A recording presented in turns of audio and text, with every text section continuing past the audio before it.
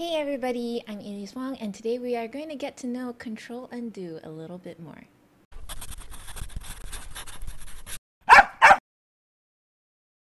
For those who are unfamiliar with my Meet the Artist series, it's about getting to know the artists behind the art. And I love to hear what are their weaknesses, their strengths, what goes through their thought process as they do art, what makes them, what pushed them to become the artists they are today. It's always interesting to see how their mind works. Today we're going to meet Control Undo, who is a very talented artist. He has much experience in many different mediums. However, lately he has been doing a lot of human portraits digitally. Join me today as we learn a little bit more about Control. He was doing a lovely female portrait while I was trying something new, mecha insects. So this is his finished piece, and these are my finished pieces. You can find links to Control's Twitch and Instagram accounts down below in the video description.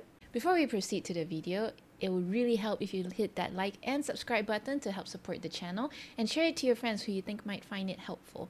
I share videos, tutorials, and photo references for free for artists to use, so if you'd like to support me to help make all of this sustainable, you can do so by pledging over at Patreon. I also like to take this opportunity for thanking all my patrons who have supported me throughout the years. It really helps a lot. You guys are awesome. You can also join my Discord server where I'm trying to create a wholesome community, and you can also get notified where I go live on Twitch. All links are down below in the video descriptions, and that's it. I also want to apologize because when I actually recorded this, my neighbors were having some construction, so you can hear a little bit of drilling. I'm sorry, I hope that's not too irritating for you guys. Anyways, thank you so much everybody. I'll see you in the next video. Bye. Okay, we are live. Hey everybody. Hey Purse, hey Bella. How are y'all doing today? Yes, with me is Control Undo. So, let me go do a command for Control. You can check out Control and yes, okay, it works. Hey Yi, how are you? How's everybody? Yes. So join me today is Control, and Control, tell us a little bit about yourself. Variety streamer, I guess. I mean, mainly an art streamer, but I do several different types of art, from digital painting to 3D printing, 3D modeling, that kind of stuff. And Elise is kind enough to invite me to hang out today. Of course. Art friends! Hello! Control is a bit soft. Oh no. Okay, I will put you louder. Oh, Bella didn't mean my voice. She's just making fun of me. Control is actually really, well, I was gonna say that he looks all manly, but he has a very sensitive side. Alright, volume is okay. Thank you, Bella.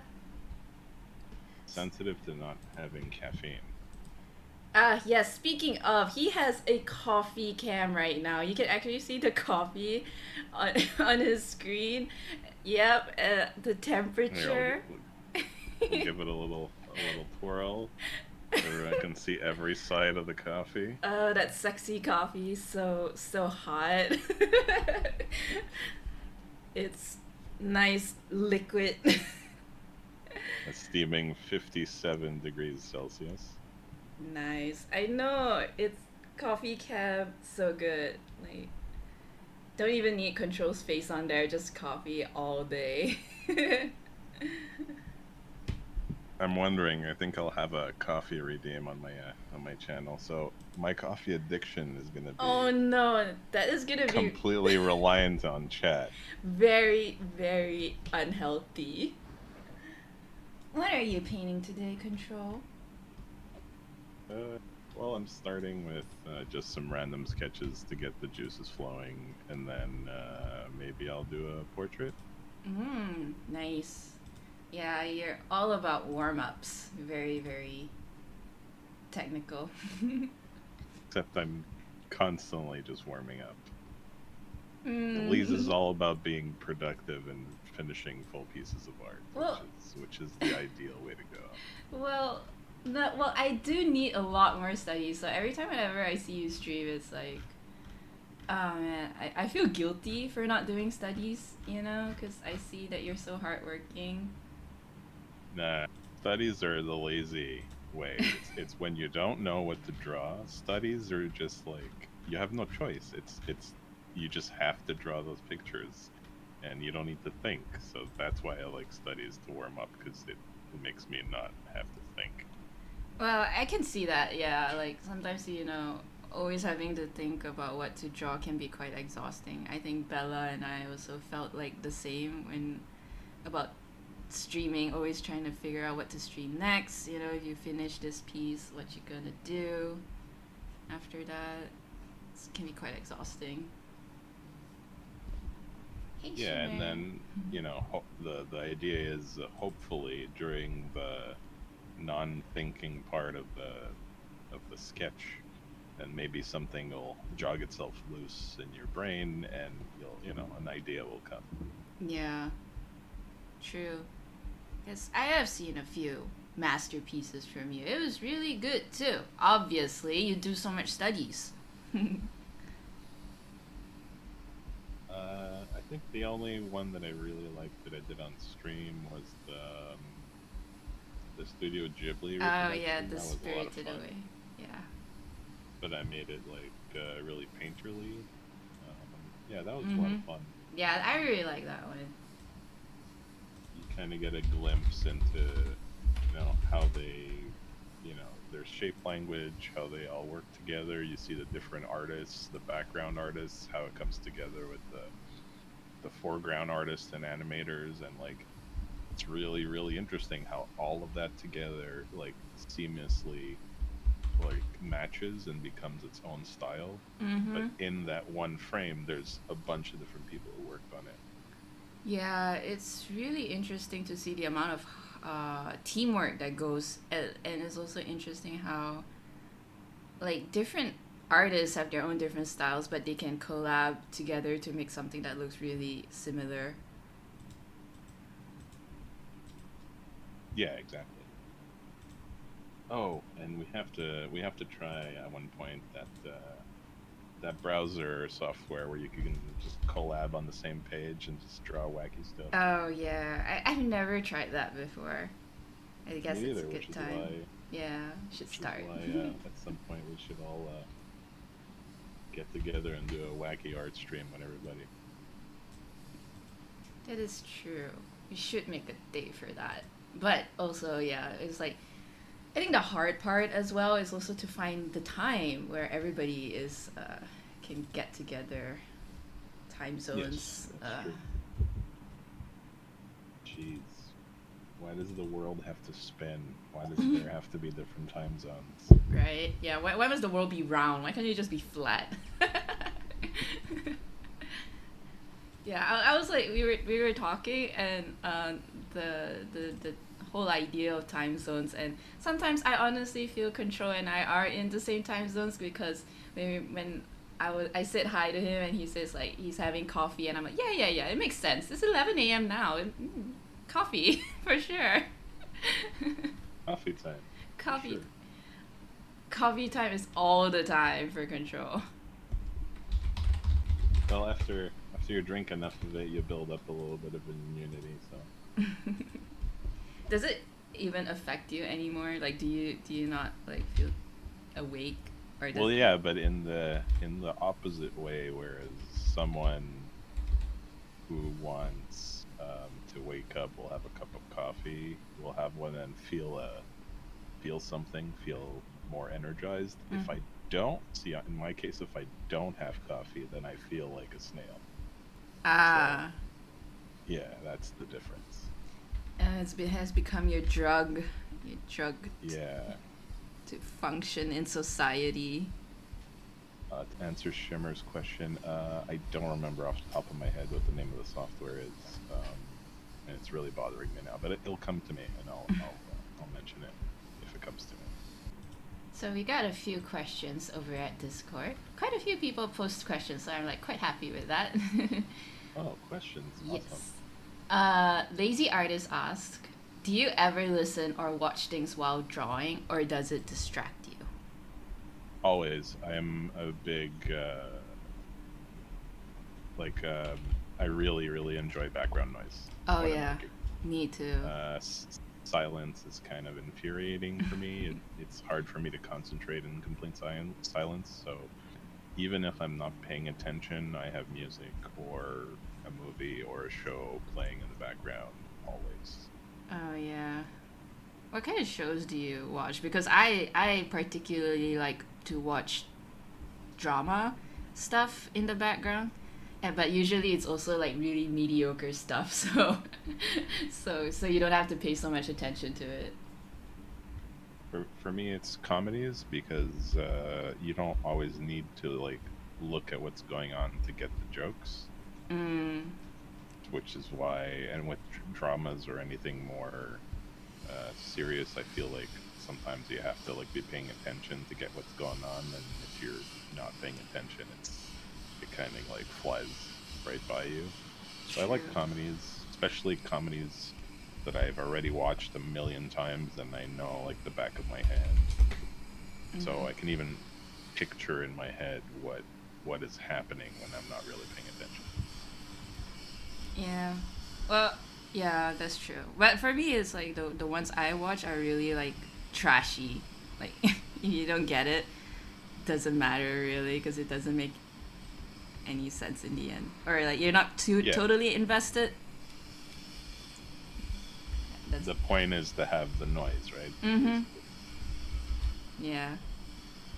Those are my go-to. Like it was kind of like um kind of difficult because you know when you stream you can't watch things like music is better also so you don't have to like focus on what the people have to say in the drama. You can focus on chat and everything as well, so, Yeah, absolutely. 'cause But like, let's say you're not streaming, for example. Sometimes music is not always the best option. mm,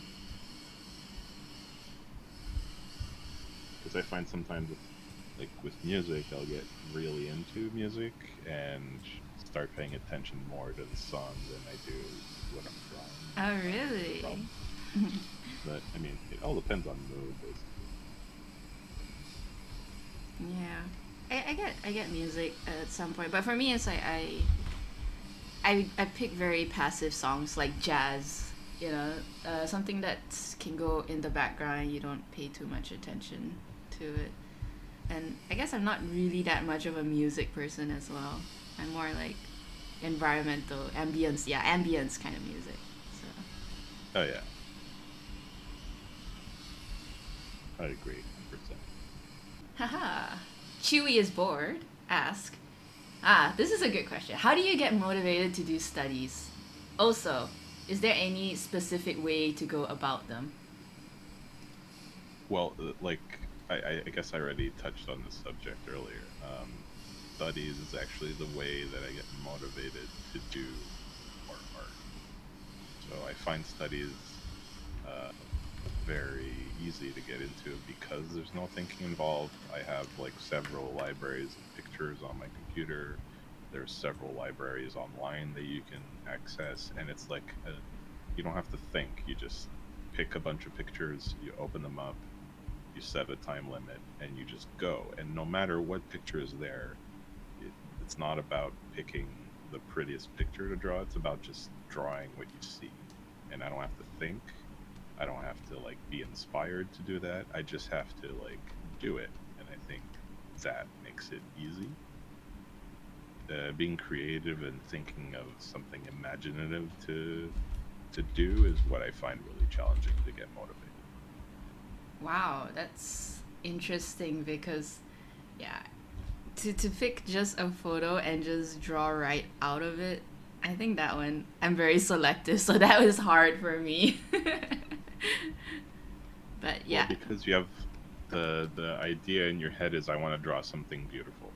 If you yeah. forget that idea, if you just think it doesn't matter what it's gonna look like, I just need to draw this thing that I'm seeing. It doesn't have to be a picture. It doesn't have to be. It could be your cup of coffee on your desk. It could be an apple. It could be your keyboard. It doesn't matter what it is. All it is a drawing from observation, so it doesn't actually matter what you're looking at. And if you think about it in that way and make it less important what you're gonna have finished at the end, then it's much easier to just draw whatever. That makes a lot of sense. Especially the whole idea of expectations, I guess, to not put so much expectations into it and just do it. Just do it. Just do whatever. Yeah. Not think too much about it. I think that's good. Yeah, exactly. And then, you know, sometimes like you have a sketch that turns out great and you're like, oh, that looks great, and that's awesome, and then you can keep that one or whatever. But like you don't feel so stressed out about, you know, having to make every sketch look nice, because it's not about that. True. I think the irony is though, watching if you guys ever seen Control streams, he always does a lot of studies, but in the end it just looks like masterpieces. Like seriously, you guys have to check his streams out. I think Shimmer can agree with me on that. I remember there was one time you were drawing the Shim burger and it looked like the juiciest, delicious burger you could ever find. See, but that I can't take really good credit for, because that was just, I found a good reference and I was painting that reference, and then I added a couple things to make it more Shimburger-esque, whatever the joke was at the time. But yeah, again, that was literally just sketch painting from a really good burger reference. And like, I'm glad you like it, but I didn't go into it thinking I'm gonna paint this amazing burger. I was like, there's some brown here, and there's some beige here, and there's some red here, and I have to put that on my page. That was my kind of train of thought. Makes sense. It's like very technical. Yeah, which is why like Elise, for example, I'm always in awe when she has so much creativity behind her works, and so much traditional work. It's really, really amazing. Like the fish you're working on right now is breathtaking. That plate alone, like you can really see like the time you took to put those highlights and those reflections on that plate. It looks fantastic. Thank you. Although it could also be it could also be said the same in what you just said, because I also have reference photos and then I would just put the color, the shadow, the highlight. Like yeah, actually now that you mention it, it is what it is. You know, you don't really think too much of it. You're like, okay, the color goes here, shadow goes there, a little nice dot of highlight there, and the next thing you know, it actually looks like your reference photo, and it's like quite awe at how a blank canvas suddenly became something that you imagine, like the end product is so different. Yeah, and that's what's great about art. And then whatever the creativity behind what we wanted to tell, like the story we wanted to tell on that canvas, and the way we told that story, like all of the different brushstrokes, becomes that artist's like unique way of telling that story. So you're basically a writer, but you're using like visual media instead of letters. True, yeah. And I think that's a better way of looking at each and every different artist's actual style.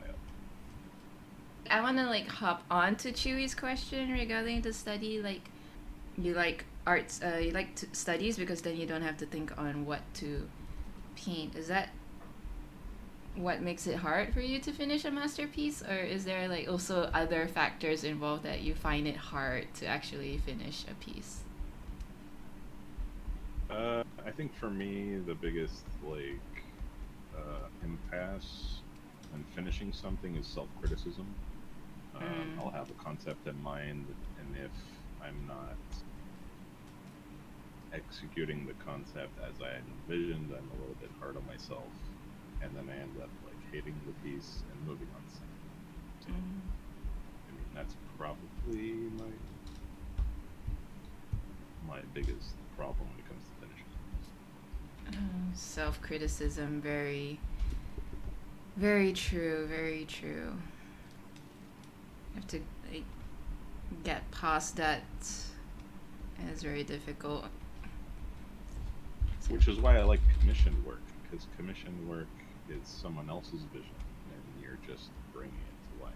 And I really enjoy commission because it's just making someone else's demands reality. True. So for some reason, I have a lot less stress with commission. I guess I don't know. For me, it's, I do fear commissions. I fear that I don't live up to the person's image or their vision. That's what gets me.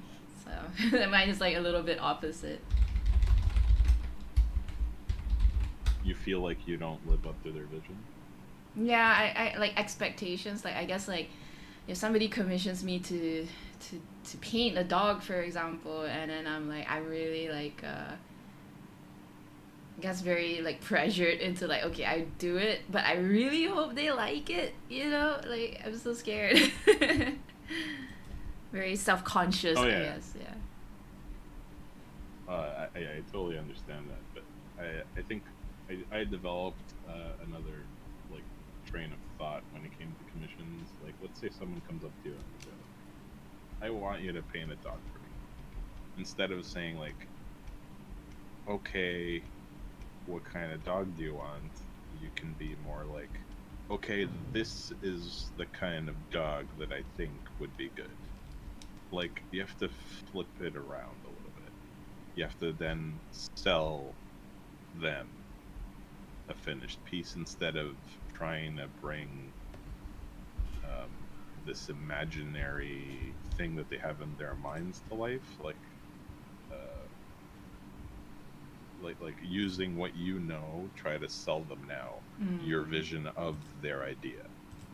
That's interesting. Yeah, I guess like So a in- salesperson. Sorry. Yeah, so I mean, it is at that point it's commercial art, so that's what you're selling. You're selling a product, and the product is your skills and the finished piece of art that you're gonna do for them. So, you know, it's like if you go to McDonald's and you ask for a burger, you know, depending on who made that burger, it might look a little different. All the same pieces are there, but one burger might look better than the next.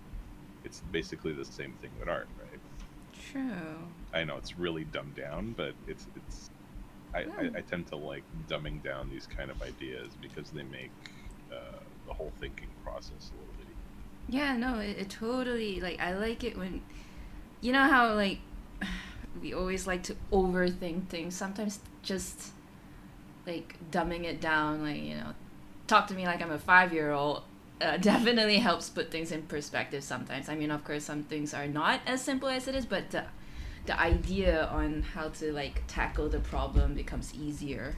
So, yeah, that's Yeah, really exactly. interesting.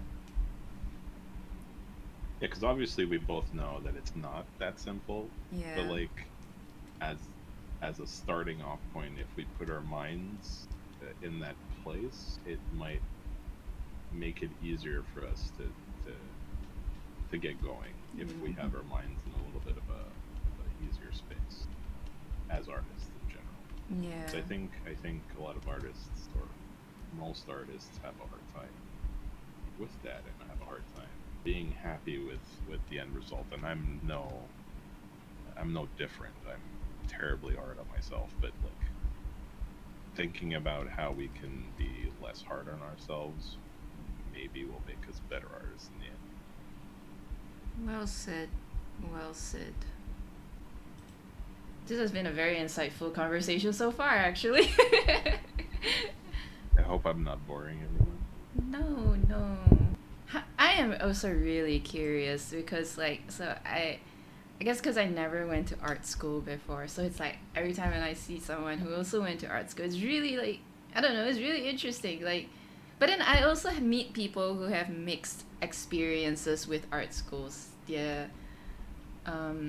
like I don't know, if I ask some, they're like, no, I don't like it, like it's a waste of money. But when I ask other people, they'll be like, really, it was a really great experience. How was your experience going to art school? It was pretty mixed. I honestly expected more, and some teachers, some courses were absolutely terrible and useless, and yes, a waste of time. But there were also the saving grace teachers and saving grace courses that were really fantastic and really eye-opening. And at the end of it all, you get like a grasp of the basics. And this is going to be very depending on who you are and where you are in your skill level or what you've known through the years. But for me, it was like still worth it to go to art school for those reasons. So I guess if you could go back in time, you would still go to art school? I still would. I probably wouldn't go to the same one I went to. I guess it's like in any kind of education, it also depends on your luck, whether you get good teachers, whether the semester was planned out really nicely, and the education, people there. So yeah, I guess it's all. You know what? Yeah. No, go ahead. Sorry. No. I was not gonna say that much, anyways. I was just gonna comment on the point they were saying, just because if I were going to art school today versus when I did go to art school, especially in the last few years, there's been like a huge explosion in like art courses online that are absolutely incredibly amazing. And I would definitely take online courses if I was doing art school today, because at the end of the day, they're going to be cheaper than actually going to physical school. You can do them from home. You can study the material over and over and over again until you're really confident about it. If you don't like one, you can switch to another one easily. There's like a lot of really good reasons to do art school online nowadays, and I really believe you can learn so much more online with all the resources we have available. That is very true. I guess I was actually quite fortunate to be in an era where tutorials were, you can start finding free tutorials online. I guess that's most of where my knowledge came from when it came to art. I had like conversations with Dark Fox. I guess the only thing that you don't get if you don't go to art school is you don't have the people there. You don't have the professors to perhaps guide you, or even like have connections if you do want to become a full-time artist. Because I guess if you study on your own, that you don't have any connections, you get the knowledge, but you don't know who to look for guidance, or even like, you know, like a community to be in. Because it took me a while, like in fact, if it weren't for Twitch, I wouldn't find my art community. So I guess that's the downside if you don't have, if you learn from online solely. That's a good point, but at the same time, it really depends what school you go to. It might be even harder to discover those communities. You might find some art friends, that kind of community, but as far as like business connections go, there's so much nepotism going on in like art schools, for example. True. That it could be even much harder if you're not connected with the right people. And I really hate that. Like I've had a teacher literally tell me, well, you know, there's only so much I can help you, because when you graduate, you're my competition. And like for a teacher to say that to a student is pretty intense. Wow. But if you think about it, it's the reality. It is. You know. But still, But I mean, like, yeah, I don't know. I was like, but you're like, first of all, teacher, you're already getting paid for teaching, I guess, and also, I think, but like, I feel like that's the thing. If your student does well, that kind of reflects amazingly on yourself as well. So I mean, you know, Yes. yeah, In a student teacher dynamic, yes. yeah. But then when you are in out in the world looking for work, and a student gets the job over someone who's been in the industry many years simply because they're a junior and they're going to be less expensive, that's another downside. Mm, And yeah. some people might not like that and take it the wrong way. Yeah, but that's going to be with every industry, basically. Yeah, reality hits hard. Reality hits hard. But what's nice is the Twitch community is pretty awesome. And I think we've all agreed that the community here is great. And I hope it develops more as the years go by. True. I am very glad that the art community is very healthy, because I guess I can definitely say it might be different for like the gaming community. For some reason, like the art community is super healthy and super wholesome. Gaming, like if you see other people gaming wise, there's a lot of trolls in there, so like that's interesting to see the contrast of different communities.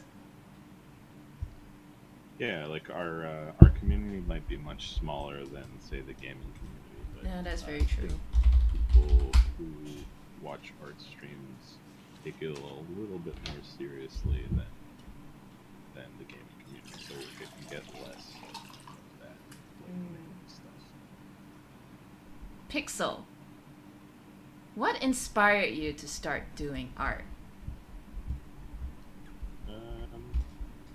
I don't know if there was any one inspiration. I know I've always drawn ever since I was a kid, and I guess that just led into adulthood. I kept drawing. Like, you know how most people draw when they're children, but then at some point they just stop for no apparent reason. True. And I think artists are the same as everybody else, except we just kept drawing. Yeah. That seems to be the case. Like you know a lot of kids that will do art when they're younger. Dark Fox asks, will Control start streaming again? I'll leave that question to you. I think that's a resounding yes. I mean, only if you guys approve my new layout with Coffee Cam. If you guys don't like the Coffee Cam, then I quit streaming forever. No, I definitely love Coffee Cam. It's nice to see how long you've been streaming just by how much coffee you've been drinking. Which, I mean, it looks untouched, Control. I would say that. It looks untouched. Alright, let's take care of that. Your piece is looking nice. I really like the lighting. Oh, I like that you're using like textures like that to define define the lighting on your mechanical creature. Yeah, I was watching how some people do machines, and they'll use like custom shapes to just play around, and then they'll see what sticks and what doesn't. So I'm like trying that now, and I think it's fun to not let any expectations get in the way. It took me a while to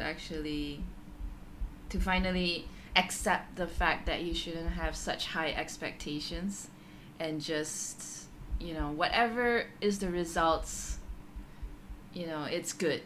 It's good. Don't be so hard.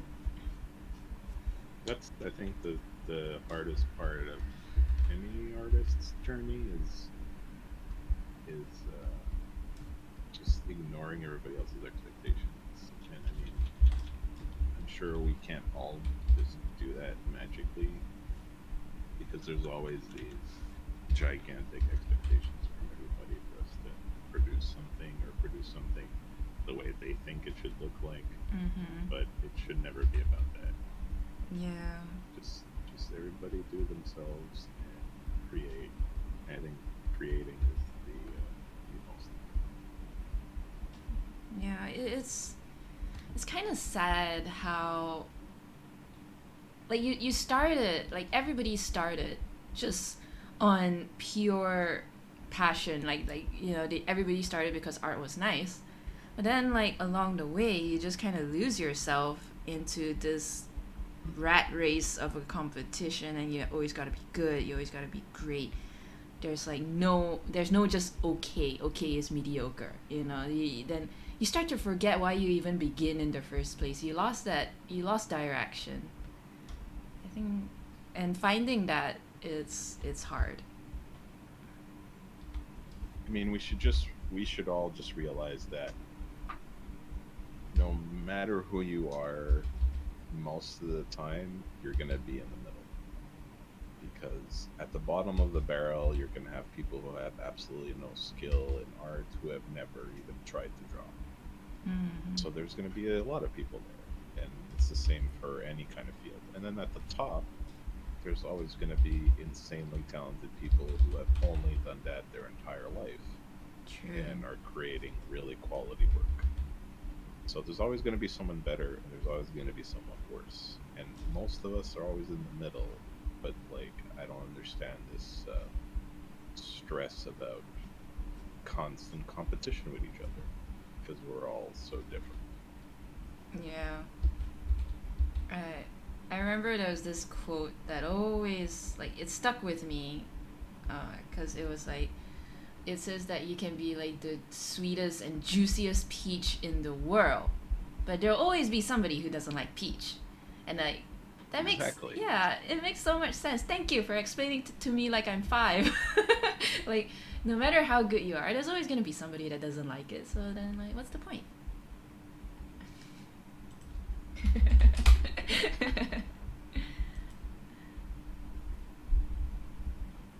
Okay, now we are off to Alan's question, the one that Shimmer has been waiting for.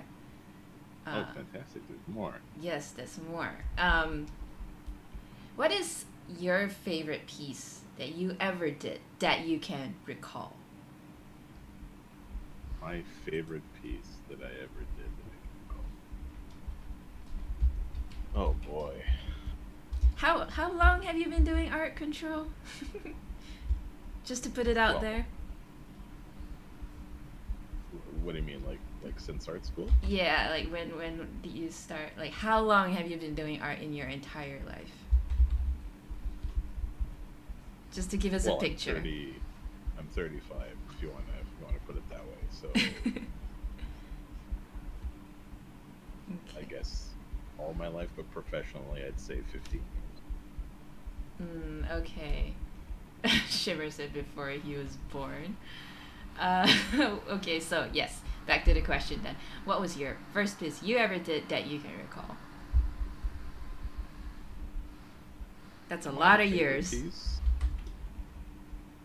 Yeah. My favorite piece was a project I think I had in college, and it was my favorite because we got to do so many different mediums. We had to create an original character, so we had to do a bunch of thumbnails and then create an original character, do a finalized illustration of the original character. Ooh. And then we had to take that illustration and colorize it, so we had to do a full color illustration of the character. And then from that full color illustration, we had to break it down and do every view, so front view, side view, top, down, and 3/4. Wow. And then from there, we had to take Sculpey, which is a modeling paste that you can use to sculpt, and it's an oven bake kind of clay. So using Sculpey, we had to model our creature in 3 dimensions, and then we had make it and paint the creature. And then once the creature was completely done, we had to create an environment for the creature and place it in its environment. And then after that process, we had to take it back into the digital world and create a 3D model of the creature we just sculpted. So that whole process, that one project, which was actually a bunch of projects put together, basically encapsulates what I love about art. It's taking one concept and using so many different mediums to create it. And the freedom to be able to do that, I think, is what I really love about art. Yeah, that's a lot of work, but really interesting. I really wish I could see the process, like, well, in time lapse, of course. Real time will be taking too long. But Of course, I mean, this is 6 months of work, but yeah, you can see what I said before, how some classes in art school are really worth it, and this was one of them, where it was one project for the entire session. It was one project. But wow. because it was broken down into so many pieces, it felt like many different ones, but it was essentially one project. It's create an original character. That's what it was. Yeah. Yeah, I can imagine, like, especially like when you said like how it's the same project, but you, like, is there so many other different things involved? There's digital, there's traditional, and there's like a lot of teamwork involved as well. Yeah, it sounds really interesting and fun. Teamwork is tough. It is. It is. You really have to have people that you vibe with, and people that can compromise. Those that can't and always want to be like a one-man team is going to be very difficult to, to work with. Exactly. But it's kind of the reality when you're talking about working in the field commercially, right? For like gaming or whatever, you're going to be most probably working with a team, and most probably you won't be able to pick the people on that team. So True. the chances of you liking everyone on that team is probably very small. So being able to realize that you have to work within the confines of that box.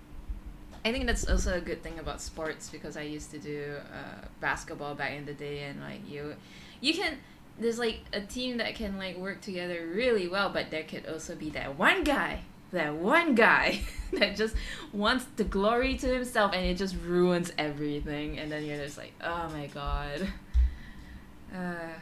Yeah. Yeah. But let's say you're making a game and there's one guy that's ruining everything. The game still has to get made. So how do you do that? So it's like a lot of the times, like, you can just say, oh well, fire that guy, but like it's not that simple in real life. So That's true.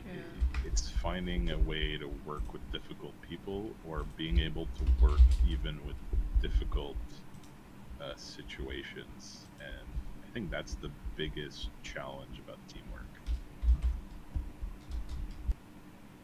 Okay, and Alan also had a second question. He's like, okay, time for the real question. How is your beard so majestic? And that's the Oh my god. that's the real question here, guys. My beard is a lie. No, it's not that majestic. I mean, it exists.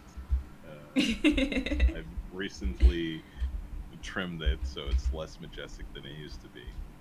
And I sent some of it in a little box in the mail to Shimmer, so he's gonna be happy when he gets it. Of course. Shimmer, you heard the man. Hey, Abby! Hey, it's summer. It gets hot, so. Yeah, I can't. Recently, now it's not so bad. But last month it was so bad. I think Chewy is also feeling it. It's her time at her area to be really, really hot. Like. Oh yeah, I can't complain in the heat. You guys have a whole different kind of. I just got heat. I forgot. How is the hottest it can get there? I mean, 30 something That's, degrees Celsius, maybe. Like right now, it's 15 degrees. that's surprising. Like, It's really not hot. that is surprising because, like, it can get really cold where you're at, too. It's like your place is like the weather extremes, man. Yeah, we have pretty harsh winters. I mean, it's the big downside from here. And I wish our summers were a little bit longer. They're pretty short. Okay, next one is Dark Fox's question. Dark Yeah. What style or medium do you want to try but are too intimidated to try? watercolor. I'm terrible at watercolor. Really? I never I'm thought. so bad. I never So bad thought at watercolor. watercolor would be your weakness. Yeah, I'm so bad at watercolor. I get impatient, and then I get rid of my whites too early, and then it just ruins everything. I get super frustrated doing watercolor. I really respect people who can do those beautiful watercolors, but that's not me. Wow, TIL. Yeah, exactly, Shimmer. Like, what? So when I read, okay, I'm not gonna lie, when I read that question from Dark Fox, I'm like, what medium hasn't he tried and like mastered? Oh, I've tried it, but I'm really bad at watercolor. Oh, I am so surprised. Interesting. What is Even it? like oil painting's kind of hard, Mm, really hard. yeah, that one I Not agree. comfortable. Yeah, I can see the difficulties in watercolor too, like, because it's quite unforgiving. Like once you make a mistake, it's really hard. Especially like when you say you get rid of the whites too early. Yeah, that's it. Because even in a drawing, you could bring back your whites with like an eraser. Yeah. Or, you know what I mean? Even when you're with a pen, you can always break out the gouache. You know, there's always a way to like revive your piece. And in watercolor, you know, those white watercolor pencils are so transparent. There's like no way you're gonna get that beautiful, beautiful bright highlight back. It's just not gonna happen. It's always gonna look kind of muddy. Yeah. Yeah, I've always found watercolor very challenging.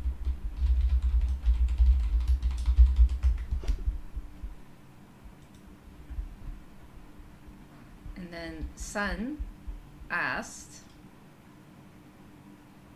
ooh, okay, if you had to draw in only one style for the rest of your life, what would it be? I'm just gonna go right off the bat and say digital, right? No, pen and ink. Pen ink. I've never seen your pen ink work before. Well, actually, I've never seen any of your traditional works before. Yeah. I've only been doing digital painting for what, like, I don't know, 3 or 4 years. Oh, fairly new. Yeah, I've done some in the past, actually. No, I did some in school, but like, it was never my. And I don't count graphic work as like digital painting, because I did a lot of graphic design, like pamphlets and stuff like that. I don't count that as like digital painting, for example. Yeah. So there's graphic design, which I did a bunch, yes, but actual digital painting, yeah, not that long ago. Interesting. Getting to know you a little more, huh? Maybe you can share some of your pen ink works. I would like to see that, because I've never seen any of your traditional pieces before. Yeah, at some point I would love to. And unfortunately, it's all like packed away in my garage right now. But I'll break some out next time. Maybe I'll show them off on the street. Nice. So I guess you get your photos just like anywhere. Just Google and then you get it.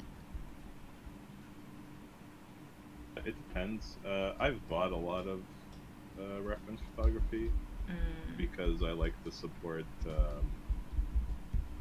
I like to support certain creators True. that actually spend the time to, you know, hire models and, you know, set up a studio with good lighting and take like good photos for artists, because that's the tough part, is finding photos that are lit properly for artists, because most photos, especially model photos, are terrible for artists because they're front lit and they're filled in. So there's actually very little shadow or definition. Yeah. And it might be great for a model magazine, but it's a terrible reference for an artist. So, you know, finding that nice lighting with those nice shadows, and I really appreciate creators that go out of their way to set up photos for artists. Makes sense, yeah. Especially those photography equipment are not cheap. No.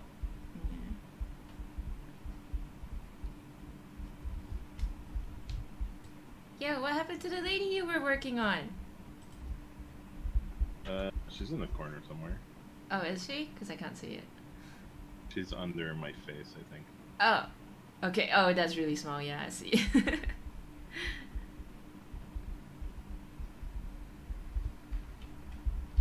I like how you did the nose.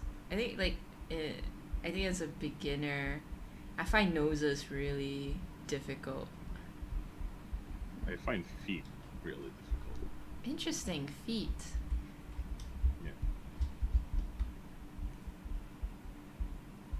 Because in perspective, feet can get really strange shape-wise. And it's hard in certain perspectives to make them look like, well, like feet.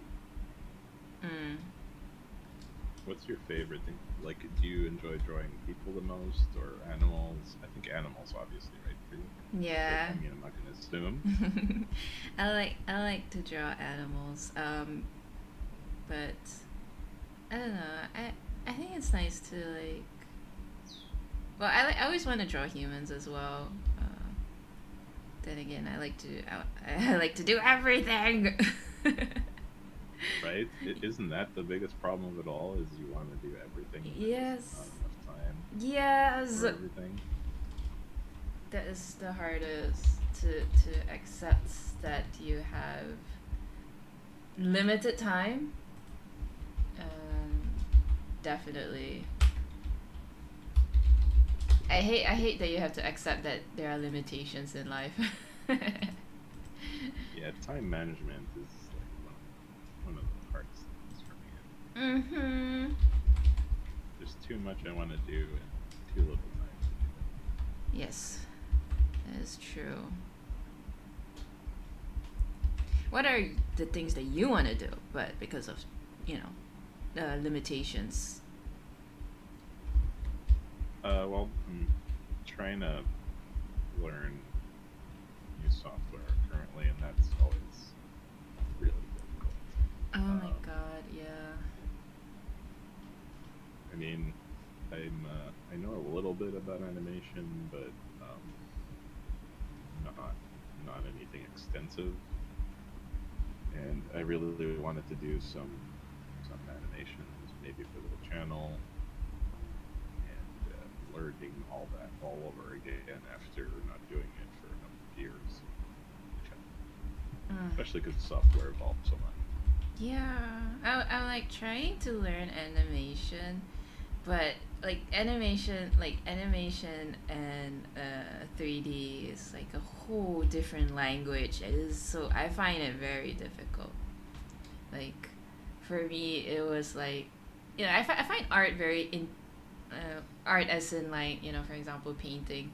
It's very intuitive. Like you just take this brush, it does this pattern, and you take that color, and you get this color.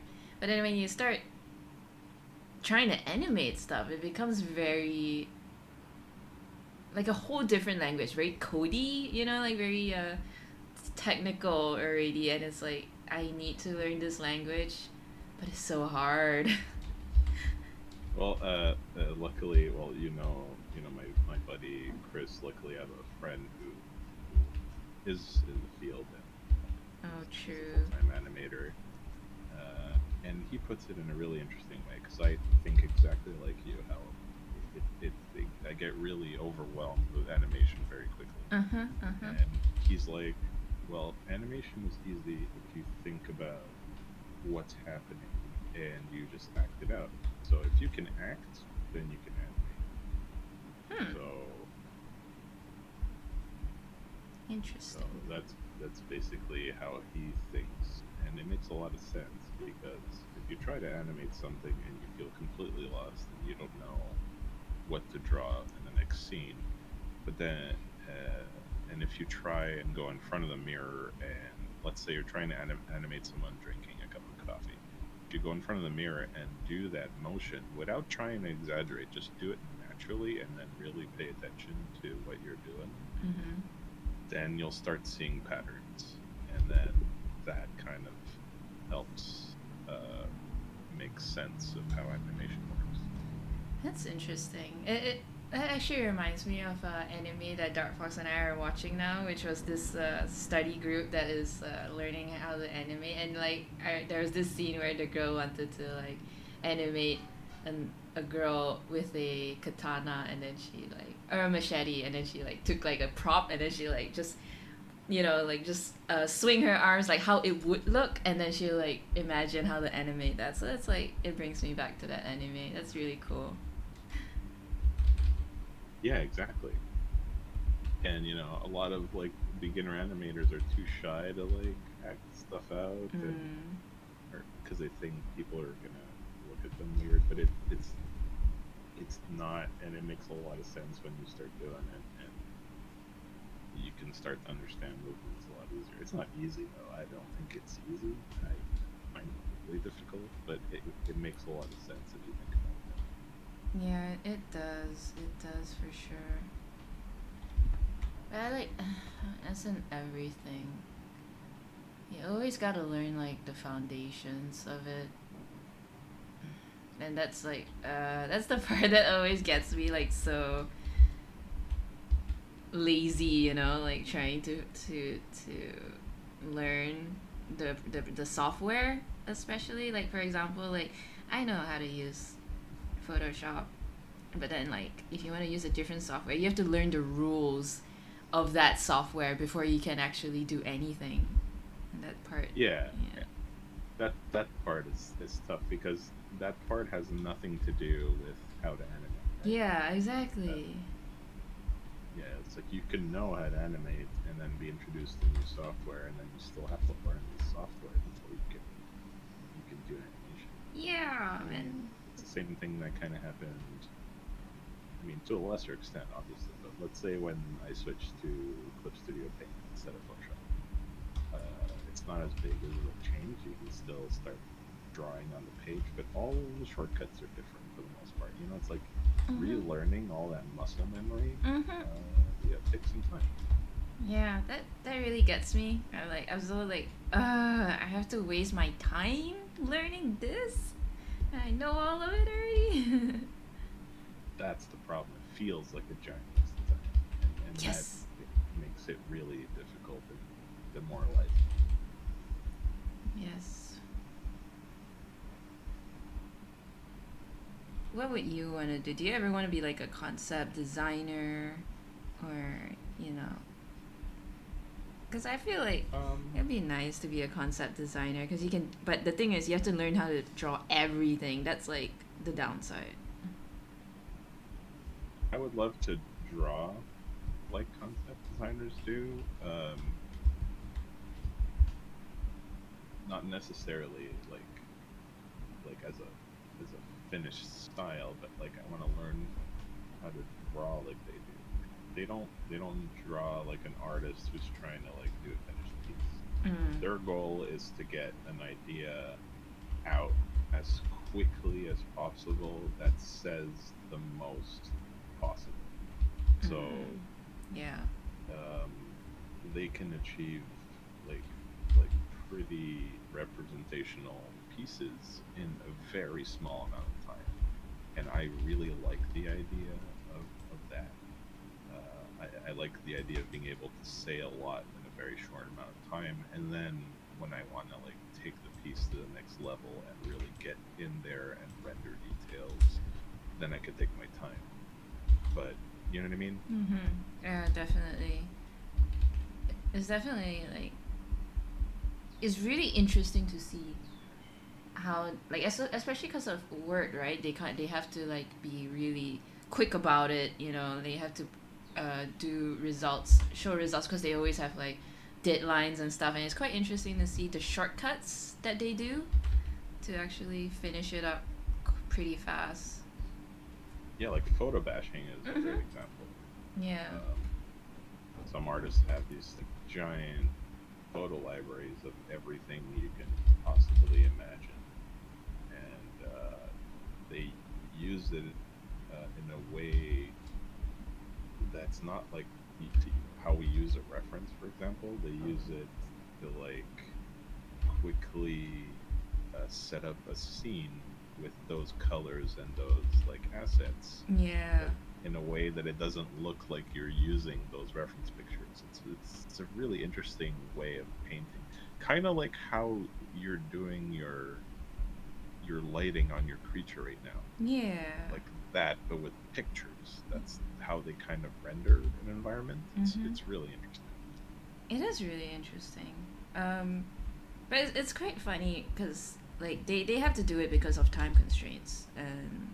But then like if you ask like normal, like when I say normal people, like people who doesn't work in the industry, they would probably think, oh, that's cheating, right? You're just copying, pasting photos and stuff like that. But also like it takes a lot of skills to actually take a bunch of photos and put it together and not make it look like you took a bunch of photos and put it together. Like it looks so cohesive. Exactly. Yeah. Exactly.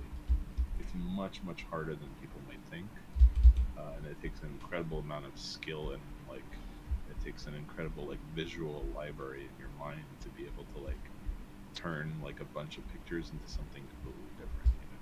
You know? Yeah. And like I admit that I am definitely like I am one of those people, like not people that I'm bashing the photo bashers, but like I want, like, it's very interesting to see how they do it, and I wanted to try and do it myself, but then it's very hard because it I have to get out of the mindset that like, oh, you know, it's okay to use a bunch of photos for your art, because you know usually you have that whole mindset that is cheating, and it took me a while to try and get out of that mentality, and I'm still struggling with it. Which I think is a shame, because it's not, and people have to stop saying that. Yeah. It's just not true. Using reference pictures is not cheating. Using any kind of reference is not cheating. Live models, you know what I mean? You think Da Vinci didn't use a live model when he painted the Mona Lisa? It's a very elitist, very frustrating. Yeah, a very elitist mentality. Like you have to do this, then only it's the right way. Like there is no right way. There's many different ways, and there's a lot of skill involved in learning those many different. But I wouldn't say there's just one right way. Yeah, I think it's like that old It's saying. too broad of a subject. Yeah. Yeah. And it's like that old saying, it's like there's more than one way to skin a cat, although it's also very very dark to have such a saying. Also, I never understood why it was a cat Yeah. and not like another animal that you know you could see it being skinned. Like, Yeah. you know, there's Like, why a cat? more than one way to skin a deer is, to me, sounds like it makes a lot more sense. But, Yeah. you know. I know, right? Of all things, a cat. So funny. The olden times are really weird sometimes. Humans. They are. I do like it's quite interesting because I was like looking at this how some people they use the shapes to add in, and then they can see how how it look like if they want to add anything, and it was like really interesting because I saw a shape in my ship and I was like, oh, that actually looks like 3 chairs. All right, I'm gonna start drawing 3 chairs. It was quite interesting. They look like movie chairs though. You gotta go out in comfort, gotta do the whole Pacific Rim stuff with in comfort. Right.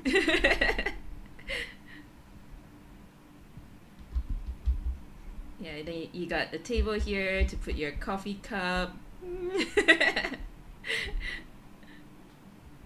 Now mandatory.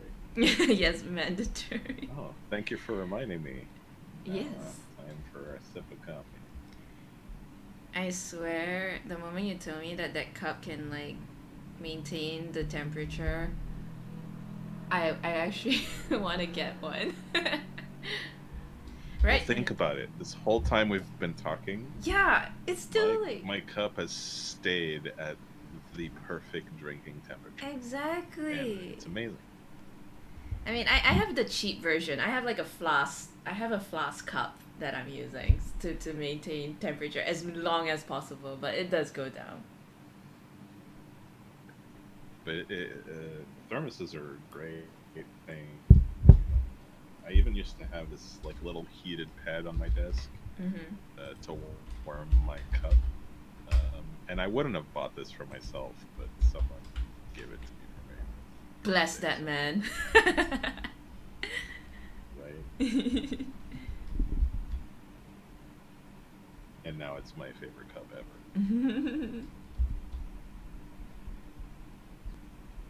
I don't know what to do. Like, I love experimenting because it's fun.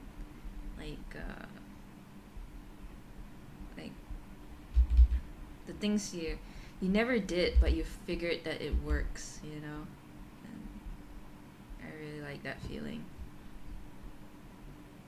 I think it's the most attractive property that art has. It's the degree of experimentation. Yes. I think it's probably my favorite part. Like, I think that's why I like all these different mediums, because it's not even about creating a finished piece. It's about just trying stuff out. Yeah. And I think that's very attractive. Yeah, it feels like really like you are not like letting like I used to be like afraid, what happen if it doesn't look good and stuff like that. But the moment you just let that fear go and accept that it may or may not look good, like the moment you just like you let that burden be released from you, it's so liberating. It's so fun to actually just go forth and try. Oh, to be clear, that always comes back to me anyway. I fight that constantly also. I'm not saying just because I know what I'm doing is wrong doesn't mean I don't do it, but fighting that urge and trying to tell myself it doesn't actually matter and just try stuff has gotten me to try stuff, and that gets you to a better place and a more interesting place, I think. Yeah.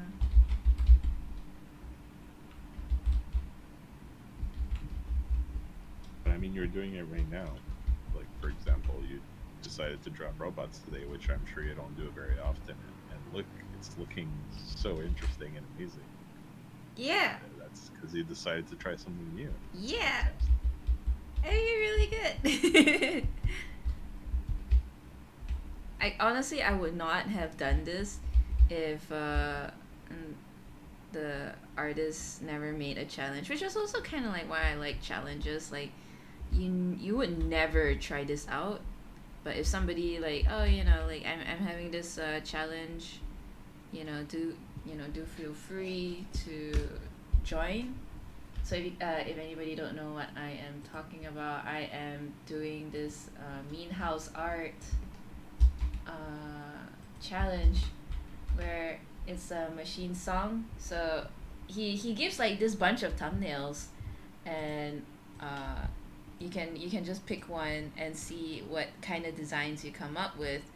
And I would never have. I always wanted to like paint robots, but not so, you know, not so soon. But I decided to take a leap, and when you do, and it works out, you feel like this like high. Yeah, and that feeling is really satisfying. Yeah. Although to be honest, I don't know what to do with this piece right now. Like I'm kind of like lost, like in the sense that, well, I wanted to color it and I wanted to make it look very insecty, like insect colors, you know, like beautiful insect colors. Give it like glass wings. Oh my god, this shit is so not practical, but it will win a beauty contest is what I'm going for. Doesn't have to be practical. Yes, it doesn't have to be practical. But like yeah, I'm still trying to figure out how am I going to implement colors, because I've never done such high contrast before, so I'm still kind of like, you know, still trying to figure it out as I go.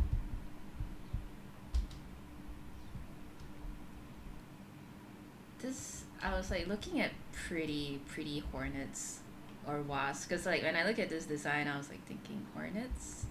I look at this one looks really pretty. Look at the colors. It's called like a, I don't know what's it called. Oh wow, those iridescent yes, colors, really nice. I am so going for this. I'm like, when I looked at the silhouette, I'm like, oh, blue looks good on this one. There is this one I saw, it's called an emerald wasp, and it would like hunt this cockroach and it'll bury the cockroach, and its stinger will like sting it, and it'll make the cockroach paralyzed. It's still alive, and he would bury it and it'll lay eggs and the babies will eat it while the cockroach is still alive. It's so nature is so creepy sometimes. Right? Yeah. Some of the stuff that happens in nature is like yes, I am glad I am of human size where all this isn't too much of a problem.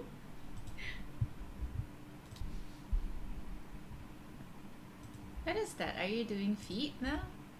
Looks like body. Yep. Gotta get out of my comfort zone. Oh, gotta get into them feet. Get into the feet style. I wasn't sure if I wanted to have an interior of the thing, but yeah, looks kind of fun if we do. Man. Oh yeah. Is it gonna be like a glass dome? Yeah. Or is it gonna be like an open door? Yeah. Okay. Oh, glass for sure. I mean, I like to imagine flying this, but also not get sucked out of the open space if I do fly it. Can you imagine if like we could ride this thing? I'll be like, yo, you wanna hang out in my giant insect spaceship? And that's awesome. So yeah. It's a vehicle. It's not sentient. No, not sentient. No, not sentient.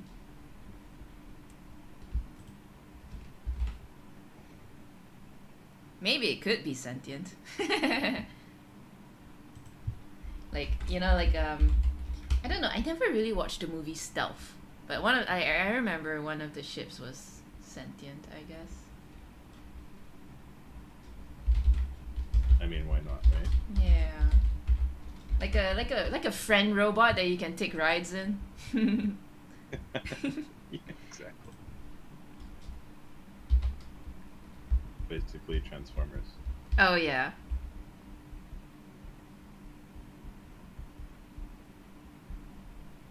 It would be nice, but I feel like Transformers are a little too human, you know, their demeanor and everything. like in the movies. That's at true. least. They are Yeah. very anthropomorphized, I think is the word. I think so. Yeah. But yeah, things that are like really alien are really interesting. Yeah. Shapes that we don't really see every day, humans wouldn't instantaneously recognize. Mm-hmm. Yes, I was like thinking about it, right? I was watching shows, and it's quite interesting. Like whenever they want to make like aliens that are very intelligent and stuff, they always make them look very human. It's like we can't seem to like, I don't know whether it's our ego, but like they have to, like intelligent species, they have to have eyes, they have to have like a very human face sort of thing going on. Like I felt like, Because it's easy for yeah, like for us to relate to, for right? television, yeah, and for us to relate to, yeah. But I feel like, yeah, it's so like egoistic of us to like presume that, like for example, like if they look very animal, you like don't think they're very intelligent, you know? I feel that Yeah, way. absolutely. It's Yeah. like we have our own like weird bias Mm-hmm. when it comes to the way science fiction portrays like alien things. But I think that's in essence our fault of over the years television has conditioned us to think that way. Um, Mm. and now that when we see someone trying something new and it looks kind of weird, we're like, Yeah, I do. I am waiting. I would be really interested in seeing if somebody does do like a very intelligent species, but they don't speak our language. They don't even look remotely human, you know. And I would like to see a movie where, you know, we have that bias, right? Like probably humans underestimating how smart they are because they just don't look quote unquote intelligent, but they are. Because I would oh imagine, yeah. yeah, I would imagine that's how real sci-fi would be. You're gonna like travel across the galaxy. You're not gonna see a organism that looks remotely human, you know? Like those weird mist octopuses from Arrival Oh yeah, that yeah, speak yeah. in pictures. Oh yeah, I yeah, mean, that's like make something different. I think.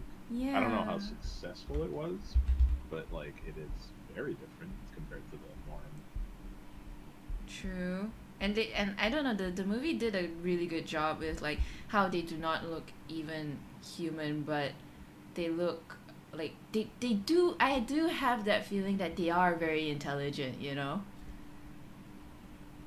Yeah, like they know beyond like what we could possibly even fathom. Yeah. Oh damn, I like her. She is looking quite fabulous. Thank you. Yeah, it would I be it. really want to take a ride in your Mechano spider bot. He's like looking Yeah. amazing. Yeah, no, I'm like, I don't know, I don't mean to toot my own horn, but I'm really happy how this is turning out. Right? Yeah. Like, I don't, especially when I make the chairs look so comfy, it's like we're gonna watch a movie or something. What's really fun is you're exploring like shape and light, like like light and shadow, and you don't have to think about color. And sometimes that's so like it's such a good feeling not to have to worry about color all the time. It's just Yeah. value, Yeah. and shape. That's really really fun. That's what Dark Fox suggested, because like I had a really hard time with like shading people because I'm so used to coloring animals that I always like, I like to build layers, so I always like to make a very dark foundation, and then I'll add like fur texture again and again, you know, build to make it look like they have depth. And when I start painting humans, humans are naked, we don't Yeah. have much hair, and we have skin. So every time when I paint my people, they have this terrible like very high contrast skin, which makes it look very weird. So then Dark Fox was like, why not you just try just painting grayscale first, and then only implement the colors later. Yeah, it helped a lot to not think so much about the color values. It really helps a lot getting all those like rules out of the way.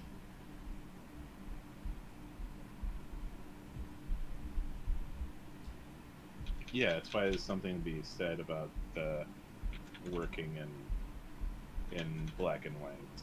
Mm-hmm. Um, sometimes the focus on value. Other times it makes your color work better.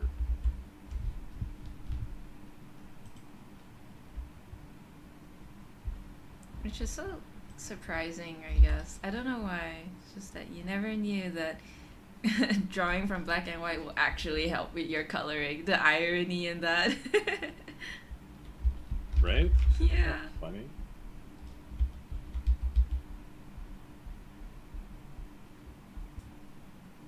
Do you still have a hard time paying attention to both chat and what you're doing? I found that was one of the things that was challenging Oh. to do on the screen. Yeah, it is. I mean, which is why I got TDS, so I never have to like figure out like I always have to like break my concentration, because when I first started streaming, that was what I found to be the hardest to. I find it exhausting to always try and like read, because you're so concentrated on your work that when you get in the zone, you just want to like just paint and not focus on chat. And then when you have to force yourself to like pull away from what you were so into and then read chat, and then you have to think about what to reply to chat, and then you have to like go back and like start building that momentum again, it feels very off for me.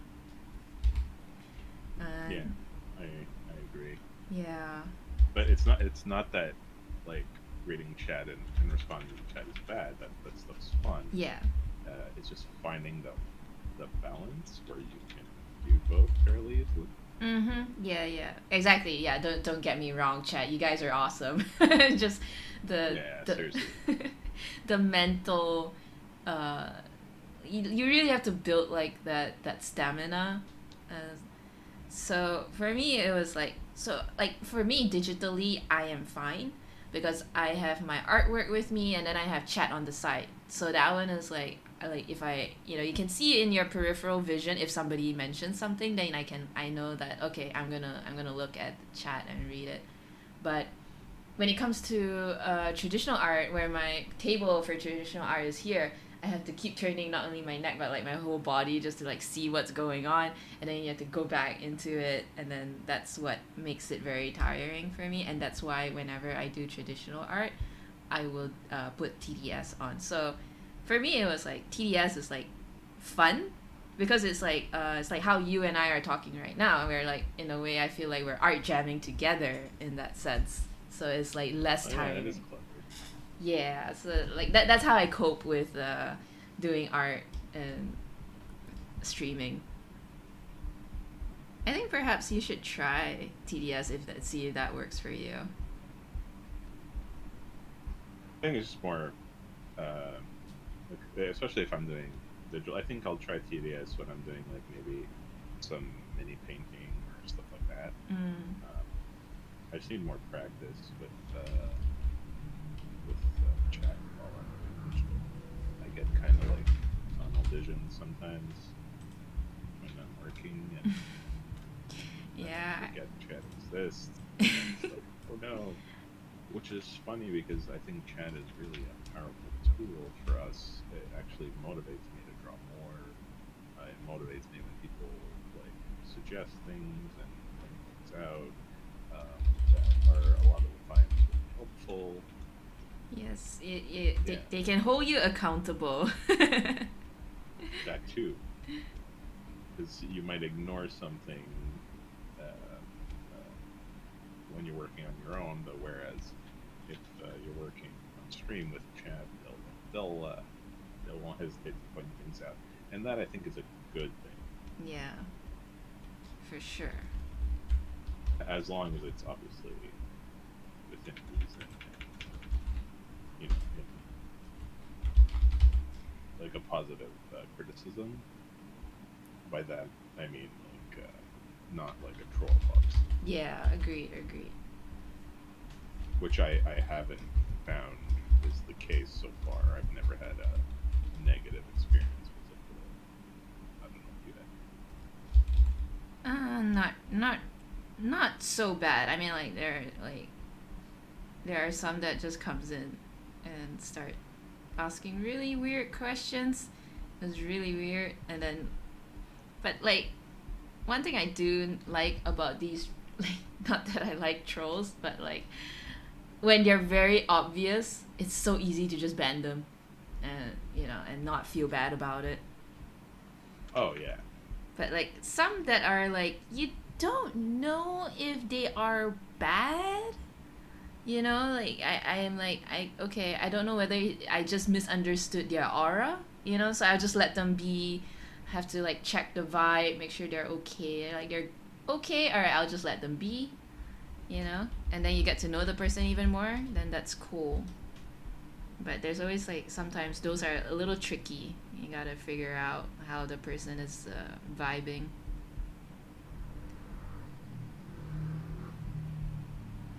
But in terms of trolls, not that much. I didn't receive many. I received a handful only, but yeah. And well, I hope it remains that way. Yeah, seriously. Yeah, I'm quite happy with the shading. I think I'll start implementing those iridescent colors.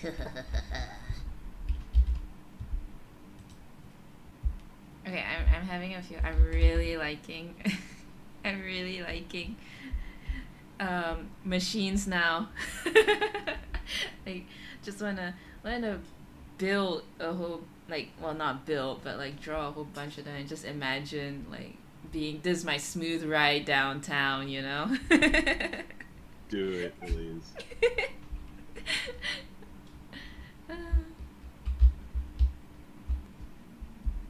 Wildlife artist turned mecha. That would be funny. Okay, you definitely got me hyped over animal mecha robots. Yeah, now I expect to see animal mecha streams. Oh no! Speaking of holding the streamer accountable. Right? Payback's a bitch, right, Elise? Yeah. Yes, control. Like, I remember, I don't know, if you have you watched Love, Death, Robots? I've watched most of it, I think. I watched some of them were really good. Some of them were. Yeah. I haven't watched the season 2 yet, but I particularly love cause I hear that the episodes are different for everybody, but like for me, season 1, episode 1 was about this robot fighting ring, but it's not really like mechanical robot. It was more like very animalistic kind of. Oh, is that with the girl who ends up being the robot? Yeah. That one. That was really good. I love the designs. The way they designed the creature is so meant for like full scale battle. Like, oh my god, it was so good to watch. Yeah, it was so good. And like the tail that splits into 4. Yes. So good. So good. I really wish there was more. Like, I would love to see more of the I wish there was like episode 2, or like maybe a backstory how she came to be. Storyline was a little cliche, but the designs was so good. I wanted more. Yeah, it was very cliche, but to the point. But you've kind of forgave it because of like the awesomeness. Yeah, yeah. And I think there were quite a few like that where you're kind of like, but then it looked so good, and you could tell they put a ton of work into it. So Mm-hmm. Yes, yes, yes, yes. I definitely. I guess sometimes I wonder, like, I feel like whenever I read graphic novels, if you guys have ever have ever read the Dark Knight Returns, the comic book, art was not good. Like when I first read the first page, I was like, wait, wait, what is this, landscape or portrait? I had to move the page a few times to actually see which is the correct orientation. The art was pretty rough. Let's see if I can. oh yeah, but the story was great. Yeah, but the story was great, which kind of makes me felt like if the roles were reversed, if the art was super amazing but the story was not engaging, I feel like as an artist it's like, yeah, it won't engage people to actually suck it up and continue reading, you know?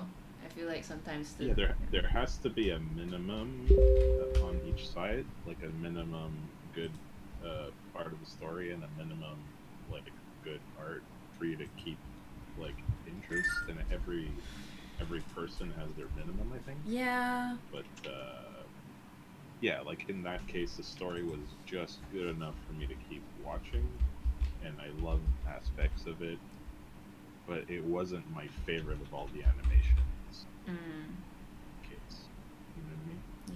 Yeah. It wasn't my favorite of all of the stories, even if maybe it was one of the best, like resolution-wise, like best animated. Yeah. It kind of made I don't know me. if you agree. No, I agree. Like, I mean, also there is to be a balance. Well, I don't know. For me, like story wise, I did like the story a little more. I feel like it kind of goes like with games as well, right? Like, I mean, like for example, Valheim or Minecraft. They're not the best graphic wise, but the gameplay made it interesting enough for you to be engaged to it, compared to the story is not great, but the graphics were totally amazing. I don't know if you feel the same way. Like, Oh, especially in games, for me, it's more important to have good mechanics than it is to have like mm, a good looking game. But I have to say, Valheim was tough for me to get into at the beginning because I really didn't think it looked good.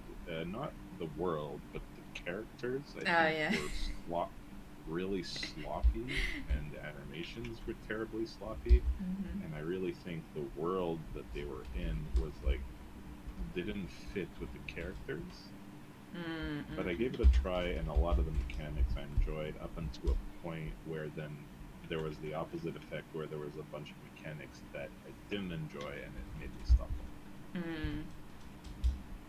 Yeah, I stopped playing Valheim as well. I mean, like it was really nice at the beginning, and then after that, it just slowly get out of it. Yeah, I'll give it another shot when they update it. But for now, yeah, there's too much wrong right now with it for me to like bother. Yeah, understood.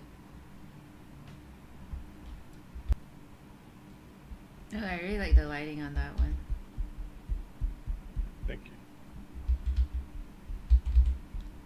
Hey. Yeah, it's when the fingers start to loosen up. I have yet to study plus size bodies. But yeah, actually, it's one of the things I'm doing right now. Is I have a big folder of plus size models that I'm trying to Yeah. figure out proportions and stuff. I should try and get into that. Like, yeah, because like when I did like line of action to do some studies, they didn't have any plus size people. But yeah. I don't remember. I think there was one of the websites where you can select like specifically a certain like Oh, body type and stuff? body type? Yeah. Mm. I don't remember what that was. Oh no. It's the last sip. Oh no! What is this? Does this calls for a top up? That's a good question. Or is it, or will it now become a water cam? There goes the temperature. No! Going down. Oh wow, it's going down fast. Oh, okay, it dropped. It stayed. Is there still a drop? gotta get that all that liquid in. Oh, it's empty now.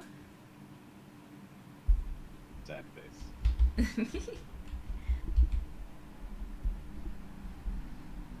Try and I need to practice to be more loose with my strokes. Mm. Sometimes I'll go over a line way too many times and then it just turns into like a giant mess. Oh, I understand that. What about the balance of streaming games on your art channel? Like, what are your thoughts on that? Well, I feel like at a certain point I was streaming way too many games, and it got to be that my channel was mostly game streams. And I don't know. Honestly, I feel like it's hard to get like it's hard to find that balance, right? Because it's like some days you just don't feel like arting, some days you want to just game more. That's true. I feel like fortunately for me, I like equal amounts of art and games, so I never seem to have that problem. In fact, I always wish I could have more time to game, but I always want to do more art. So for me, it was I'm fortunate like to have that 50-50 kind of thing. But I feel That's like awesome. yeah, I'm fortunate in that regard. But then I feel like honestly, if you do want to like game more, you know, it's good to have content and no content, right? And you get to still hang out with the same people because like you and I have the same overlapping of friends, and we'll still be there no matter what you stream. So I think it's like all that matters is who you hang out with. That's for me, my thoughts on that. It's a good perspective on it. Yeah, because we'll be there for you no matter what you stream. We'll still hold you accountable. In the yeah, exactly. I was saying it in the thing that because I stream a game and then I want to play that game and not art, then I'm doing myself a disservice by only playing that game. Like, you know what I mean? Like, and then I get into a rut where I'm mostly playing games instead of creating art. And finding that balance. I see. You seem to do that very naturally, where you'll do a whole bunch of productive art and then like decompress with the game at the end of your stream. I think that's a really clever way. Yeah, I feel that it's like finding a good balance helps a lot, because if I'm gonna stream for 7 hours a day, like I want to have at least some form of break, and like that's the thing, because I know going into this I'm gonna start streaming like 20 hours a week. I'm starting to like I've already experienced a burnout. I already know how a burnout feels like, because I had like a really bad burnout that lasted 3 months. It really scared me because I never had a burnout that long before, and I like upon self-reflection, I know that the purpose of my burnout is that I could never take defeat. I never knew my own limitations, and then upon self-reflecting what was the cause of that burnout, I felt that pacing myself was knowing when you should take a break, when you shouldn't, and that's what is helping me through this. Like I feel like, yeah, like streaming. Oh, yo, Jason, thank you for the rate. Like I felt like finding that balance and knowing that you're not a superhero, and finding that, you know, just trying to find out what works for you is the most important. Sorry, I kind of lost my train of thought. No, that makes complete sense.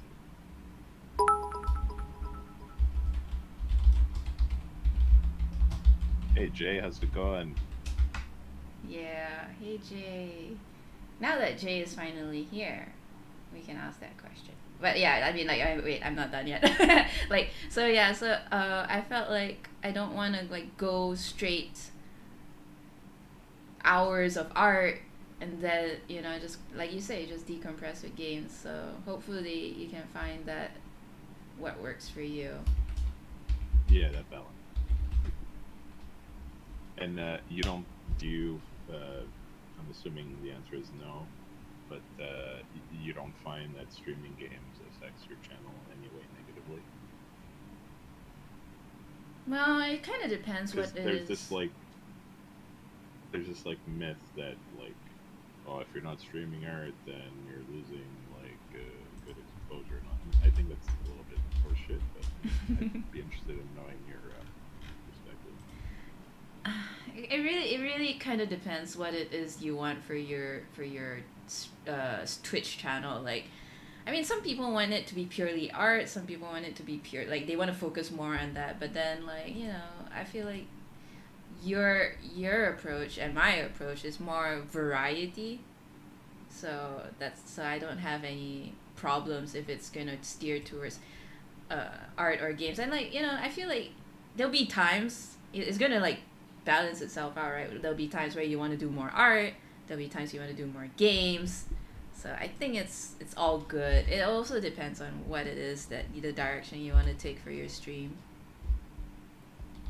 Yeah, because I believe there's got to be a bunch of gamers out there that would be interested in watching some art streams and vice versa. Yeah. So why not, you know, why not reach out to population and Yes. make the art sector bigger on Twitch, because I think it should be.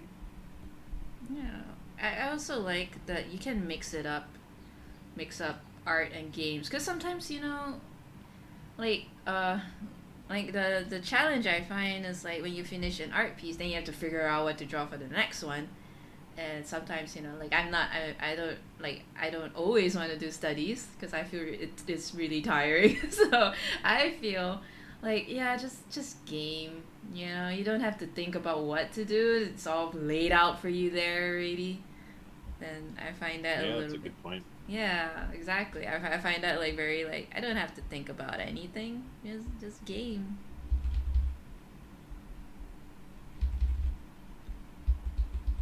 Ah man, I'm liking her already. The one you're doing right now. Cute. I find those kind of hairstyles really adorable. Like very Yeah, curly. I really, really like them too. Yeah. This sort of like half wave, Yeah. like short, like, yeah, great. Yeah, I love like half wave, like not too curly, but just that nice nice curls. It's also fun to draw. Mm. Oh, that's another thing that I find tough is hair. I think everybody. Oh yeah, hair. Oh my god, hair physics. Why? Hair is Yeah. but I'm trying to think about hair more um, like in shapes rather than strands. Mm. I'm like I'm trying to approach hair as, how to say, like, you know, anime. Yeah. Yeah, and like sometimes, like, you know, like the, like, again, like going back to how you're like explaining it, like I'm 5, like when I see anime, it's like, anime, I like it because like sometimes their hair looks really good, but in a non-realistic kind of way, like where the shine is and stuff. So, so Oh yeah, because they focus on just the main shapes that could make up yeah, something that might look like hair, and that's what's fascinating. exactly. So it's like I kind of take inspiration from that, but try to, like, you know, incorporate some of that textures. Yeah. Elise, it's looking so freaking cool. I love the color palette. Thank you. Thank you, thank you, thank you. You know what? It's the warm on the inside is really nice contrast to the cold of the outside. I think you should keep some warm colors on the inside of the ship. All right. That's just my opinion. No, yeah. Look, I get it, cause it's like a complementary style going on. So Yeah, it just really is a nice like transition. Those colors are working really well together. that is actually true. Let's make the back door there, like a nice Like those orange. yellows and oranges Yeah. that you added just go perfect with the purple and blues. So it's like, yeah, Yeah, really nice. yeah. Let's transition that to like orange and red for the back door. Nice, nice. Brainstormings are cool.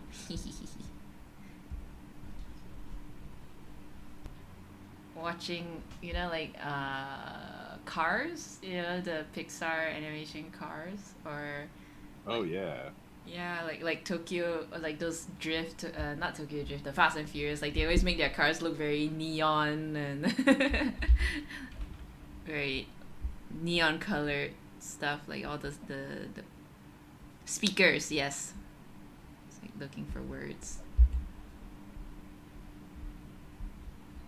because it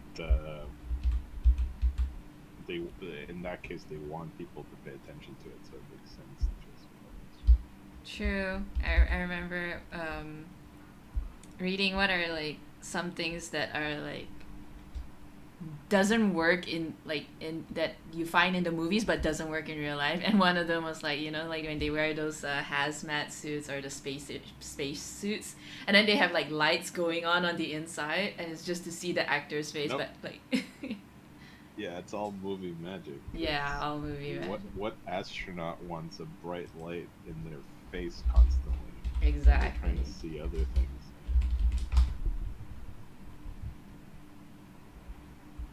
But I also find it really funny each time when they do the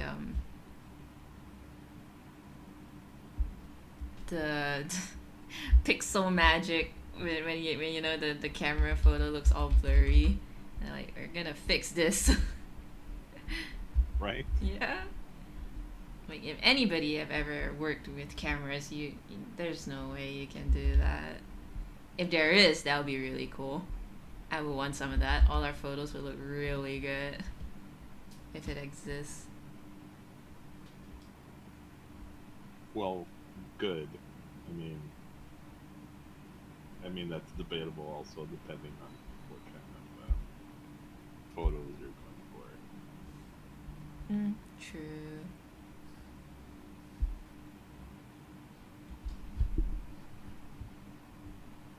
Like these weird beauty modes that are coming on cell phones now that in my opinion make people terrible. Oh yeah. You guys ever seen, like, if you guys are on Reddit, you go to our Instagram reality. This whole subreddit just makes fun of people who do all this filtering, and it looks so fake. Like, and some of them are like, yeah, they just ended up looking worse than how they actually look in real life. Like what? That's what I don't understand, right? Yeah. Why do you want to look worse? Like a very skewed perception of beauty you have in your head. your skin is not supposed to look like saran wrap. Like, stop trying to do that. Oh, we got a question from Fish. Yes. Very valid. Yeah, I'm just gonna bring it up. Fish asked, okay, this is a question to both of us. What color palettes do you find starting most paintings with? Huh, that's a very interesting question. You go first, Control. Well, if it's most paintings, I guess it would be probably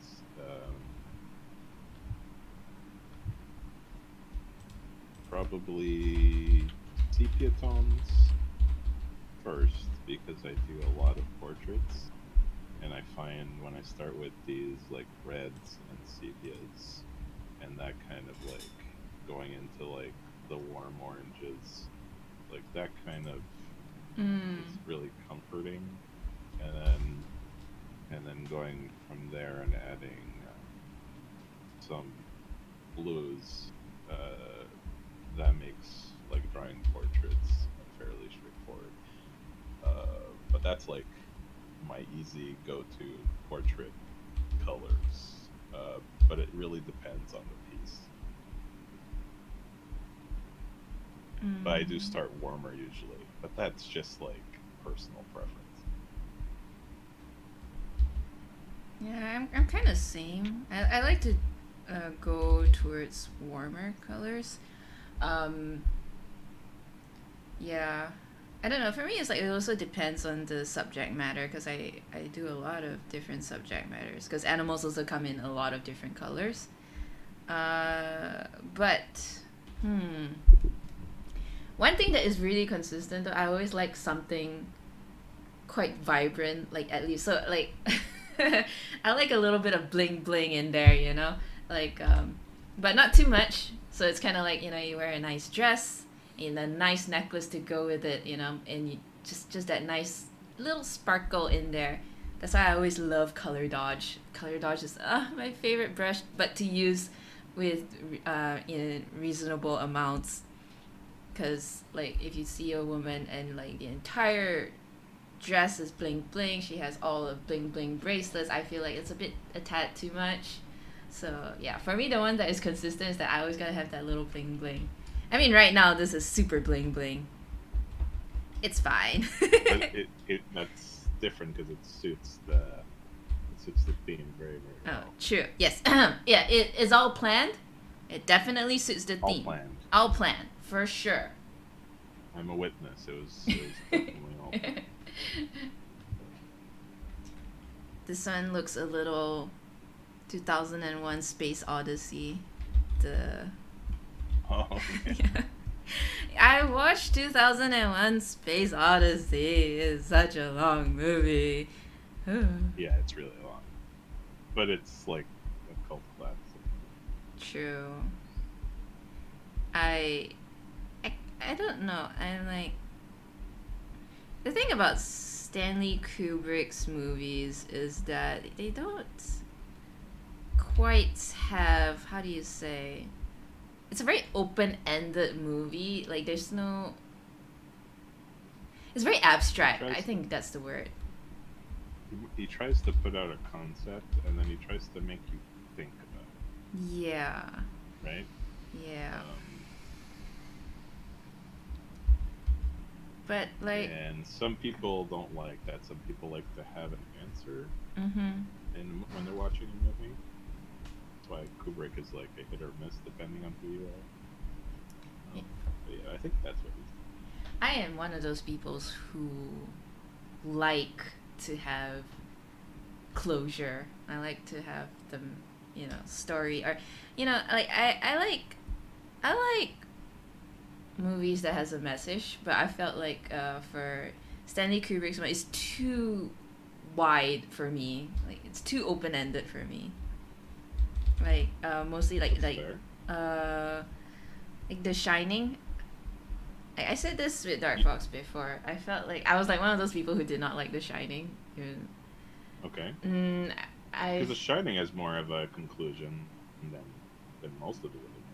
Really? I felt like the ending really had no closure. Like, I don't like what is the haunting and like no spoilers, but like what I there's a lot. Okay, it's really okay. No spoilers. It's very hard to explain my difficulties with the movie. Like, I don't know. I just felt like things weren't explained to me, and hmm, yeah, I don't know how else to say that without spoiling the movie. But I also That's a tough. yeah, it's a tough one. But I admit that I watched The Shining like many years ago. I have a different appreciation for movie now, so I probably would try and watch it again to like see if my feelings change. Like, do you ever have that where you watch a movie long time ago and you're like, I did not like that, but then you watched it again, like, oh wow, because of your experiences in life that makes you feel a little more Oh open-minded yeah, about yeah. everything. Even the opposite. I remember loving movies, and then I watch them again now, and I'm like, why did I like this? Interesting. Yeah, yeah. Like, yeah, like how it's so interesting how times have like changed. Like how it's very fluid. Not only is time fluid, but like it also changes ourselves. Like when you think, which is why they say never, right? Because you're always constantly changing and evolving. Yeah, because I mean, and that's okay, right? To like a movie in your past and then not like it now, or vice versa, Mm-hmm. because exactly, maybe you're in a different place, or you think differently, or you or maybe that movie fit with or related to your life at that time, but no longer does. Yeah. Uh, so I mean, it makes sense.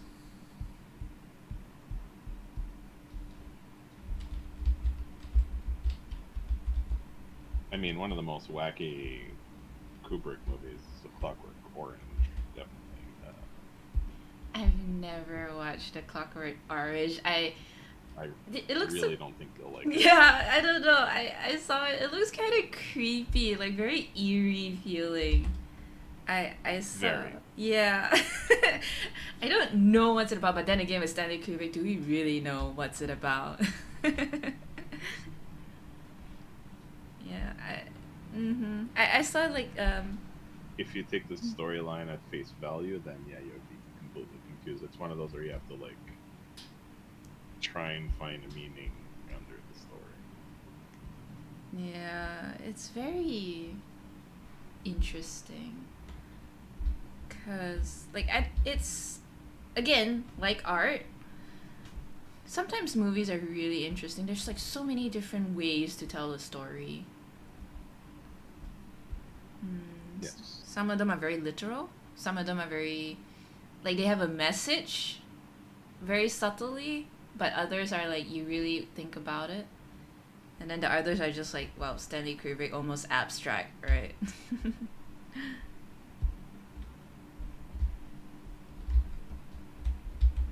And I don't love all of Stanley Kubrick's movies, but I will say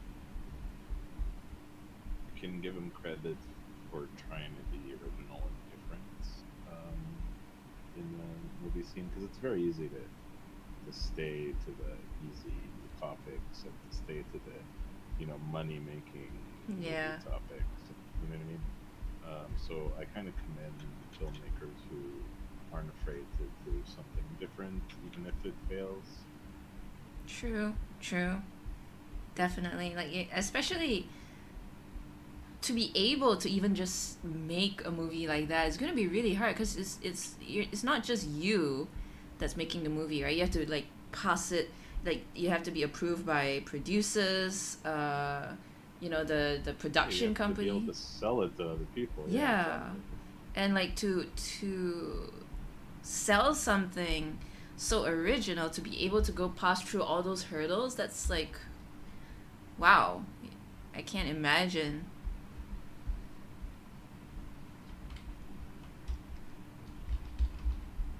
I don't know what would be a good color for the cushions.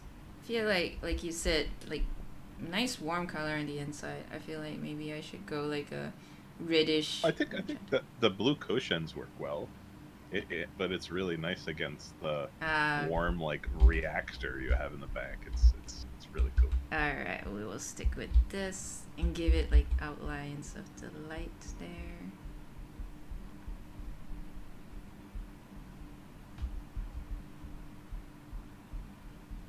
Makes for like really great contrast piece. Thank you. And thanks for your brainstorming, big brain input.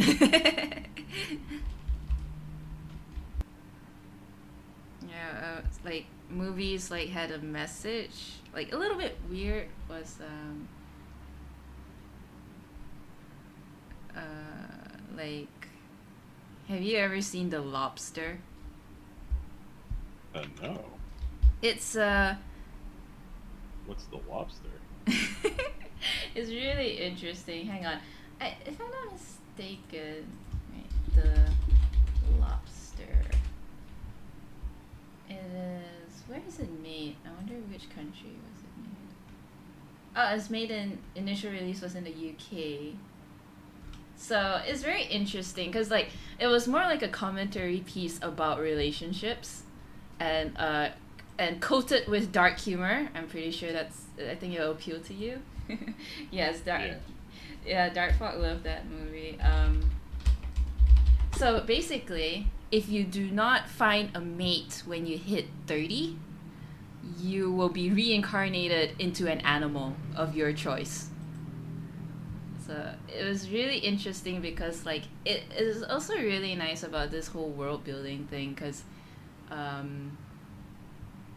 like so so there's this world basically, which is like the main one, the thought that if you hit 30 you're gonna be reincarnated into a lobster, and then not lobster, a animal of your choice. So then it was like really interesting then because like the world is filled with animals, right? And then like some people have their idea of picking animals, and then some are like really like interesting because they're like, oh, that's what a lot of people pick dogs because they love dogs, that's why you see so many dogs in life. And I'm like, oh, that's interesting. And then yeah, so like the whole idea, and you can see a lot of it in the movie, that for example like, oh, you hit 30 then you reincarnate into an animal. It also feels like, oh, if people feel like they don't find a mate by 30, they're like, you know, they fail in life, something like that, you know. So it has like all these messages in between. That's such a weird perception and really true of a lot of places, and I find that so weird. Yeah, it's really like, I don't want to spoil too much of the movie. It's really hard to talk about a movie without spoilers. But yeah, basically that's what the movie is about. We should just put up a big spoiler alert banner. Too bad. Okay, let's see if I can, like, what is a good premise? Okay. Yeah, so basically, like, Lobster is a 2015 surreal black comedy dystopian film, where in the film, single people are given 45 days to find romantic partners or otherwise be turned into animals. That's just really the basis of it. Interesting. Yeah. So they're forced to find partners? Yes. Or spend the rest of their life as animals? Yes. So you have to find a partner. If you found a partner, you remain human. If you don't find a partner, you get reincarnated into an animal. So we're following this guy's journey into trying to like find a partner within those 45 days. And I really like how... Oh wait. Okay, I really like how there's some like dark humor in it. Like, oh, in like I'll just say one where it's like, oh, you have problems in your marriage? Oh, just add kids into it. It'll be fine. Oh my god. Yeah, because that's gonna solve all of your problems. Yes, because children, yes, they really solve everything. But it's really weird, the mentality of some people that they actually believe like if I'm gonna have a child with this person, it'll solve all my problems. It's kind of odd how you would think that. Like desperation, I guess. When you want something to work out so bad, you just hope for a lot. Like you just hope that things will work out. But again, we fall into that expectation versus reality territory. Yeah. And reality is, well, not, what's the word, like, As forgiving? yeah, it's not forgiving. It's really harsh.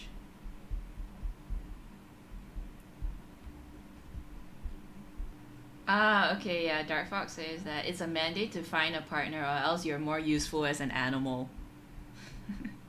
That's harsh, but yeah.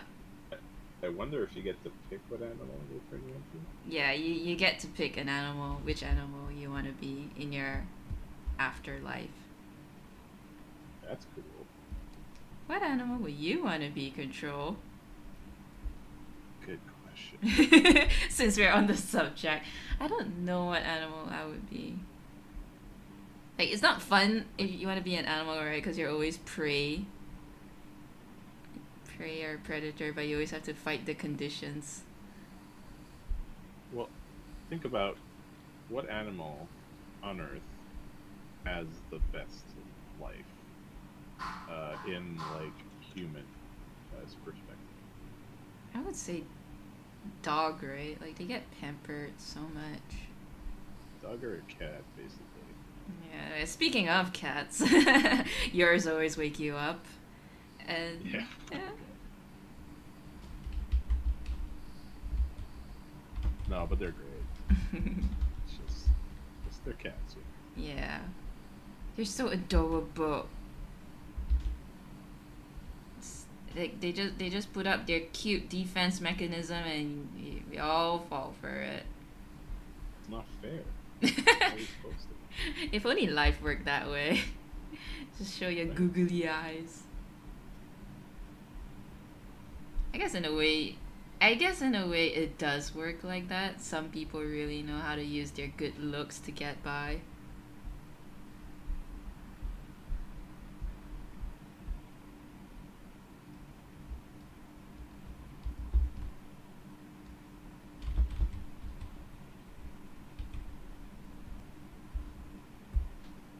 So that exhibition that you were talking about, did it get completely canceled, or are they still doing I don't know. I actually didn't inquire about it. I should. Yeah, I don't know. May I ask why you did abstract pieces? Was it like a requirement for the show, or did you just feel like doing abstract pieces? Nah, I did abstract pieces because it's what appeals to the crowd here. Oh, really? I didn't know that. So there's a big demand for abstract art. Mm-hmm. Yeah, like abstract is what sells here, if we're being completely honest.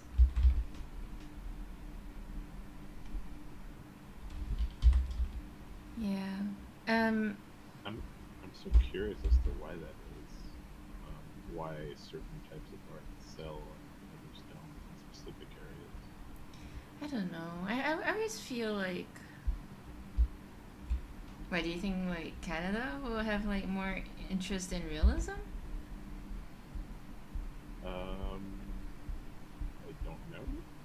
To be honest, I'm not versed in that enough in the fine art sector to be able to say one way or another.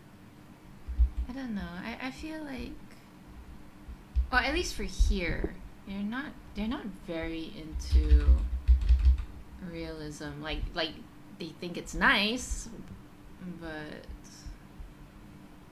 I don't think they would like go out their way to actually buy one.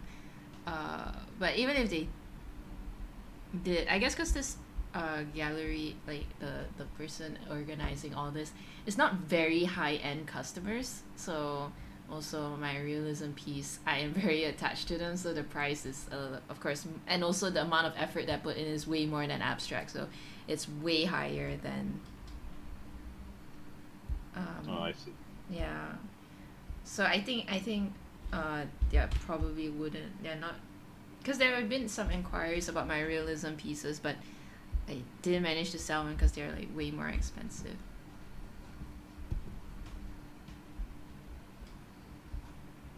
And it's good that you held to your prices, because artists do that too many times. They undervalue their work, or people in general undervalue artists' work. They don't realize, how much work it actually takes to do these things. Yeah. Which is why I also did abstract, because the amount of work is not that much, and I get to sell it for cheaper. And I was like hoping I could make more sales, cheaper prices, but more sales. So that was my plan going in.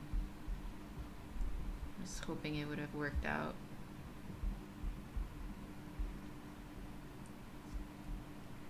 I think, and I don't know. I guess I was feeling quite optimistic that it would. The vaccines are moving. Well, now they're moving after so long. So hopefully we will be vaccinated soon, and we don't have to worry about it, and then we can go back to our merry way. Right? Mm-hmm.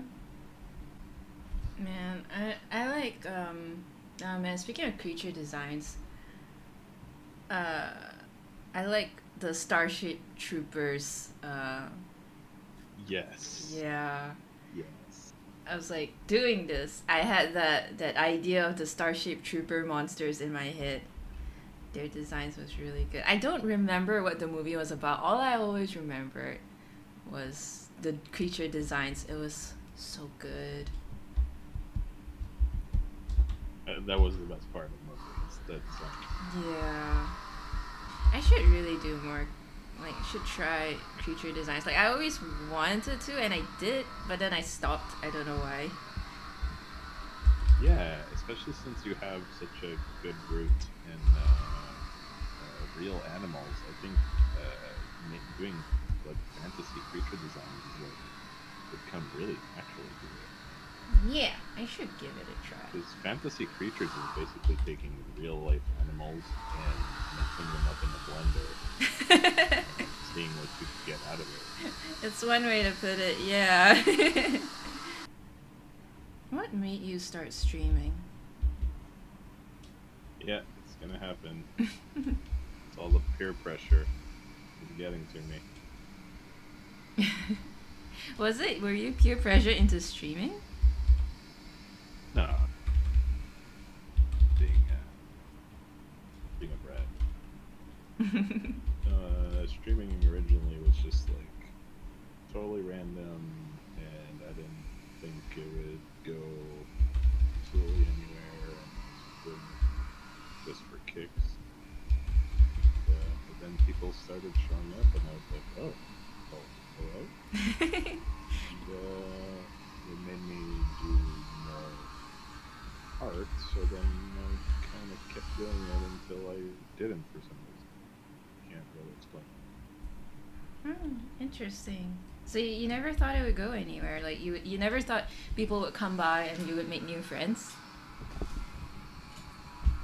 I had zero expectations. I think I still do, and I think I enjoy doing it fun, and I'm glad people show up, but I don't like to have expectations because I don't know. Because if it's gonna be anything, it's gonna go there on its own, and having expectations is not gonna help me make it better anyways. True. I get that. I love, like, I guess that's also why I love art jamming. It's like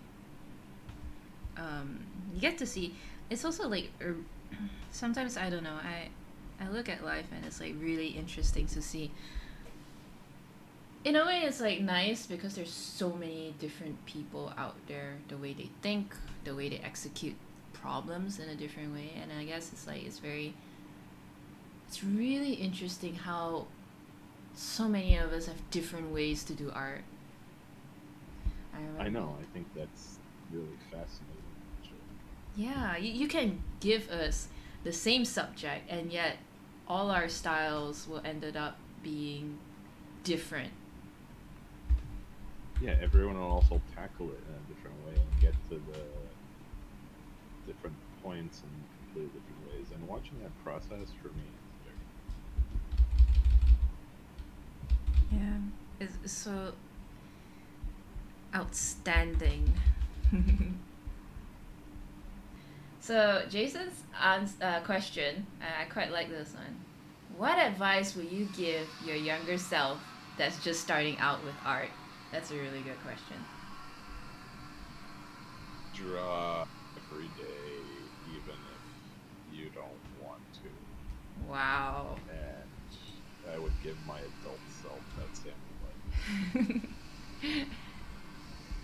But you practically are though. Well, almost like well then.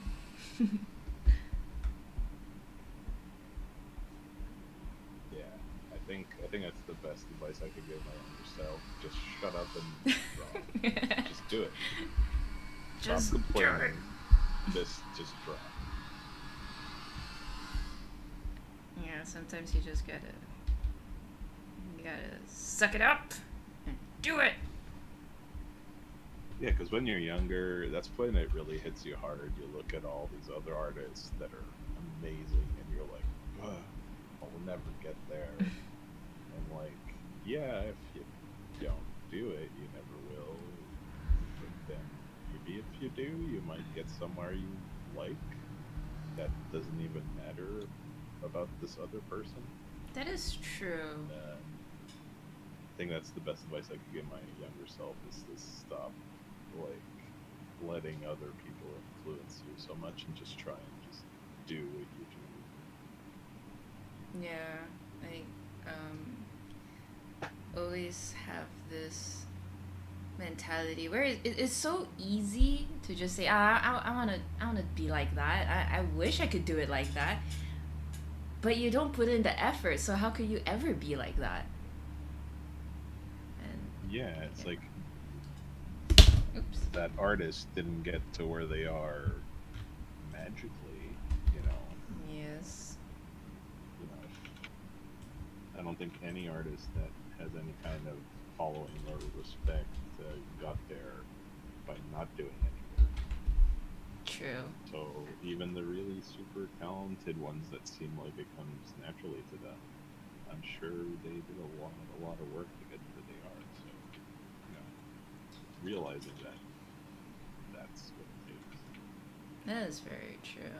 Like, I mean, it also depends on the person, right? Whether they are actually willing to put in the energy. Like, I mean, when I was a teenager, I was like, yeah, I wish I could play guitar.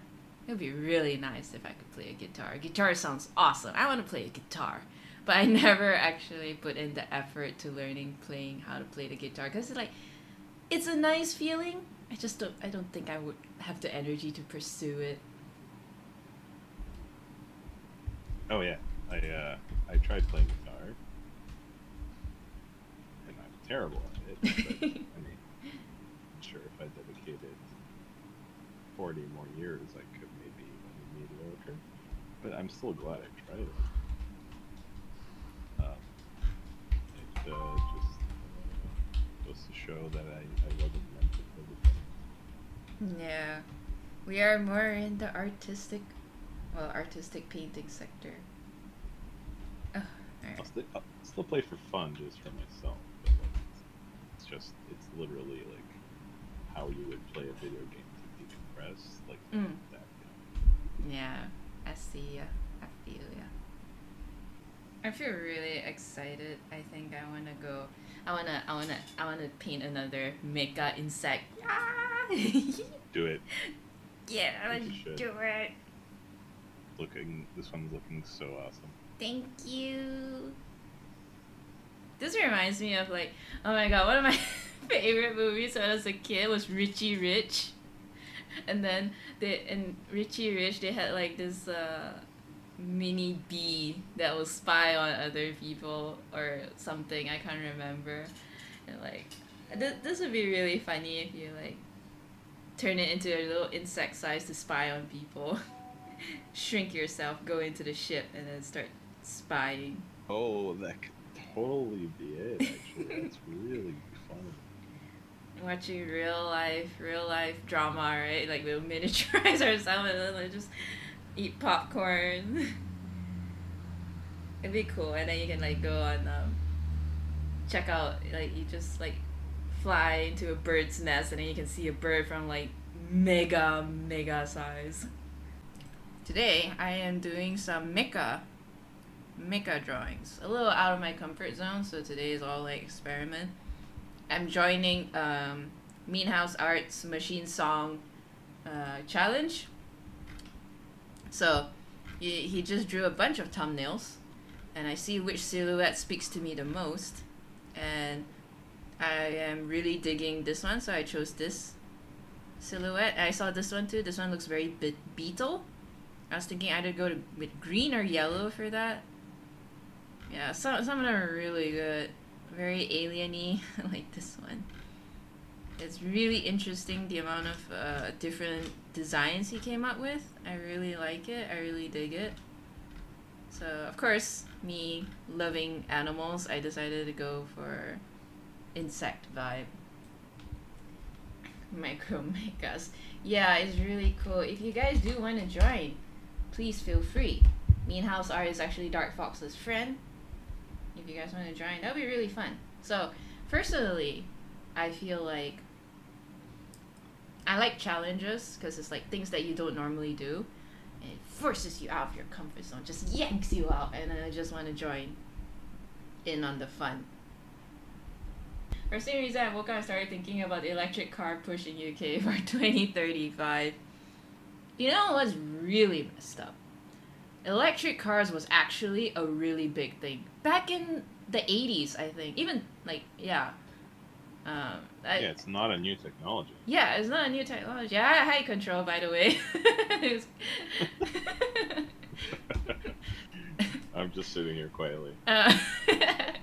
Yeah, it's surprisingly not like a new technology. Like they had a documentary about it, how it was a big thing. Even like celebrities like Tom Hanks was like trying to push for the electric cars, but what happened? Well, oil companies. Big oil. Yeah.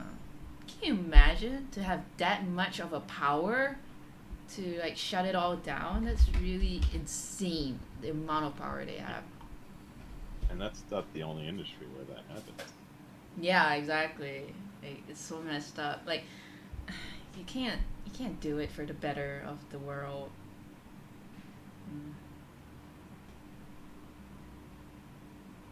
Oh, they wanted flying cars in the 80s. Oh, did they? Wait, what? Oh my god, imagine flying cars were a thing. What a disaster it would be. Oh People my can't god. even drive non-flying cars. You expect them to drive flying cars? Exactly. I was gonna say that. Like, what?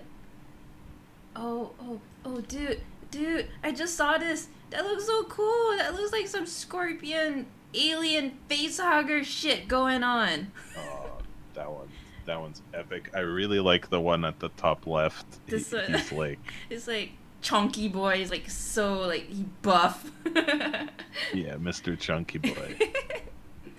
This one's cute though. He looks like a centaur with tiny arms and no head. Let's do the silhouette first. And of course, I like how Control's art is coming along. I really like the way you do her hands. It's really good. Really? It's the part I hate the most right Really? now. It's the hand. No, I like the hand. Right. That's what's funny about like an artist's like perception of their work Yeah. versus other people's perceptions. Like I stopped working on the hand because it was bothering me. I like the hand. I do like the way you color though, cause like I'm trying to. I'm having a tough time when it comes to the digital. Like I always like the shadows to be just black. Like I know that that shadow come in very different colors as well, but like I'm so used to just having it black.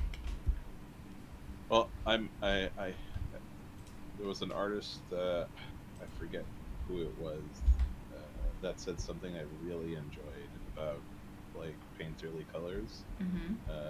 So you pick your mid-tone, and then for your shadow you go halfway to black Mm. and desaturate, and then for your no, sorry, halfway to black and you saturate it, especially if it's skin.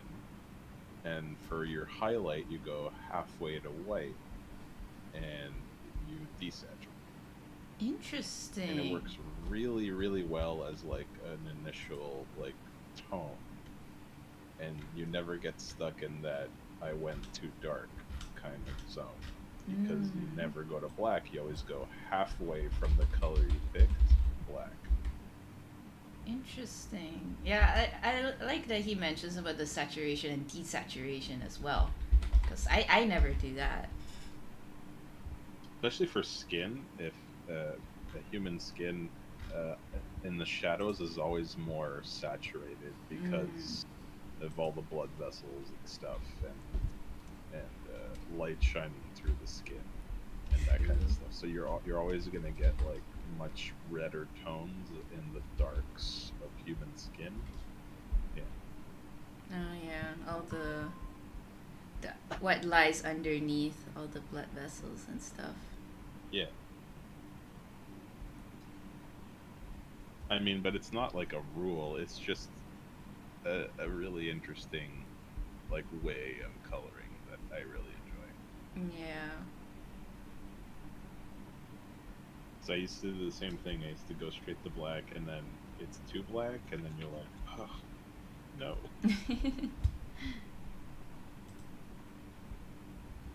Or you go too white on your highlights, and you have nowhere to go. Like if you want to make something pop. Mm-hmm. Yeah, I guess that's why I also like color dodge. I like how color dodge also like actually changes the color that you're currently using. Well, that's basically what color dodge is doing. It's saturating and or desaturating. It changes the color as it changes the value. Also, that's why it's really effective. Those scenarios. Yeah. So is it the same coffee beans they use to brew, or a different kind of coffee beans? What do you mean the same? Like, are you like those people who has like different kinds of coffee beans, or you always like use the same, as in like the same brand, the same? I like to try different ones, and even from the same brand, like the the roasting company I'm currently purchasing my beans from has several types of coffee. So even within the same brand, you can change it up significantly. Yeah. I like my the coffee company I'm buying from is like I really like that they have like nice little tasting notes, and then there'll be like chocolate like a hint of chocolate or hint of a fruity touch to it, and I'm like, oh, that sounds good. Yeah, it gives you an idea of what you can expect to taste in your coffee, which is great. I'm guessing you're like a light. Wait, no, light or wait. I guess you're a dark medium roast. to light. Oh, okay. No. Because usually dark roasts are Medium the to light. one that has the stronger bitter taste, though, right? Dark roasts are usually lower quality coffees, and they're trying to like mask the lower quality by roasting it longer. And when you roast it longer, you lose all the other flavors, but everything becomes more caramel and more homogeneous. That's why all those like Nescafe things, those are all dark roast usually, Yeah. and stuff with lots of flavorings in them are always dark roast. Um, but yeah, usually if you want like a higher quality coffee, you don't want to go below a medium roast, medium to a light roast. Whereas in the light roast, you'll get the most acid, but you'll also get the most flavors like fruits and etc. etc. Alright, TIL. Yeah, mostly I pick our medium roast. But Yeah, that's a great go-to. yeah, like, but I also hear like, cause I also hear the medium and light roast caffeine content is also higher though. That's again a myth. Oh really? It depends. Yeah. Caffeine content is about brew time, not about roast length. Interesting.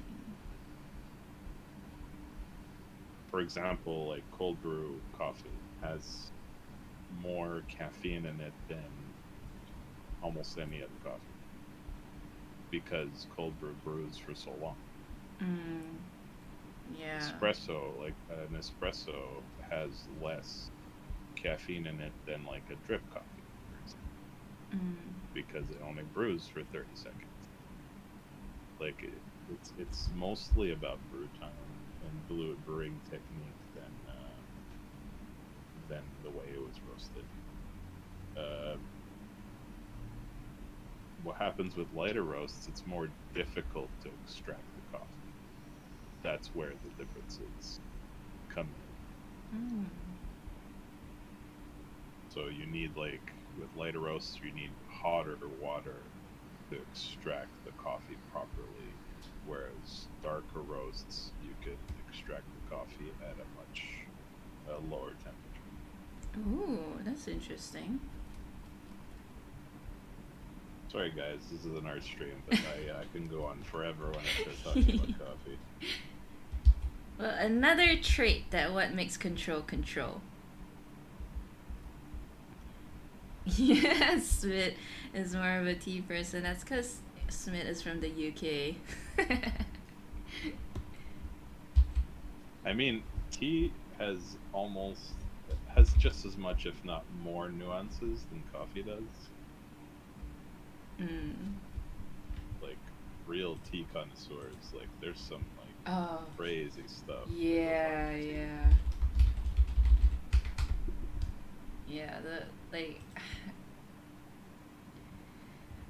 The Chinese people can get super like into their tea chemistry as well. Like the different kinds of water, it has to be good quality water because it will affect the taste, temperature as well. If it's too hot, it will kill all the beneficial contents in the tea, and it can go a lot. I don't know, Control. I think you should change your name from Control to Coffee. Should I just do it officially? I don't know, like Control undo to Coffee refill? Repeat? Oh, yeah, there you go. We spoke about this. Just quit art and become a coffee channel. Oh yeah. I remember watching those multi-terrain wheelchairs that they were thinking of building. Well, not wheelchairs, but robots. And I think the design of a spider or a scorpion is really cool because they have so many legs, and which also promotes stability and moving into different terrains and stuff. And imagine if you have that for a wheelchair, that would be so cool. Don't have to worry about. Oh yeah. Yeah, you don't have to worry about staircases. Shit. Like a crazy spider leg mechanical wheelchair. Yeah. Staircases are such such assholes.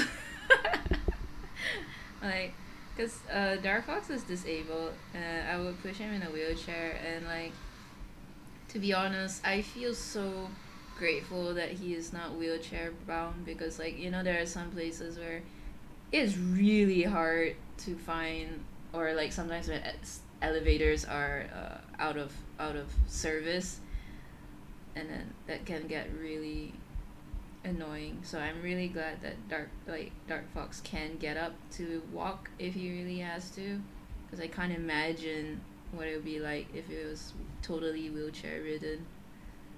It's so difficult. Makes everything way more challenging for people. Yeah, it does. Spider wheelchair, true. Yeah, spider wheelchair.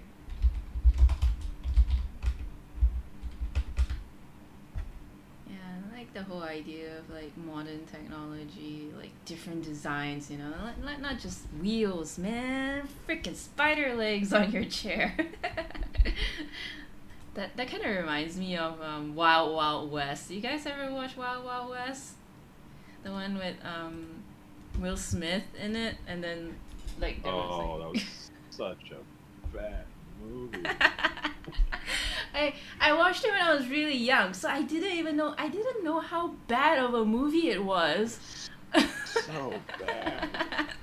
Until I watched it when I was an adult. I was like, I remember it was really good, right? Because like I remember there was like the wheelchair that looked like a spider, and then there was like a giant, you know, yeah. And then I watched it when I was a late teenager, and I'm like, oh, that was so bad. So bad. I don't know what to do with his spikes though. Like his spikes here. I mean, like they look like jetpacks to me, but I don't know if that makes sense. If it's a jetpack, maybe he can subtract his tail back into his body and into his butt, and then it can like propel him forward if it was jetpacks. I like the needle like at the bottom. I don't know. I like to make it all needle because I can imagine just pierce his enemies. I'm a very violent person. I realize, like, it's like super sharp. Silhouette didn't ask for spikes, but I want to add spikes for maximum cool effect. You know, it's like those punk fashion. Okay, why get boots? Why not put spikes on your boots?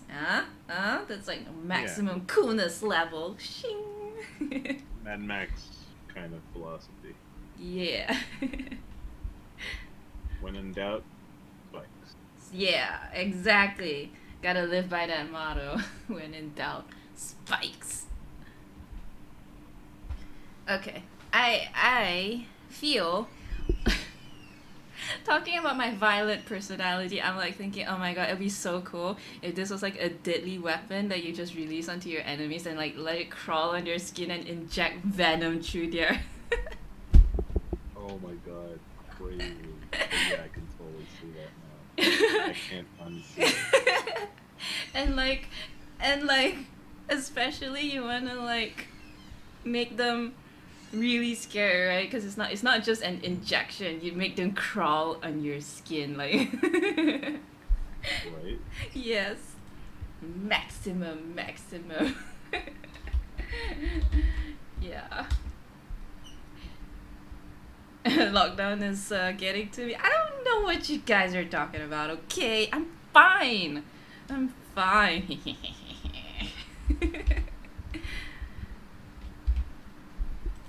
This one seems like a cool ride. This is the one that we can all hang and can explore the world. This is the one you set loose for your enemies. Set them loose and watch the chaos. Yes. Chaos or beauty?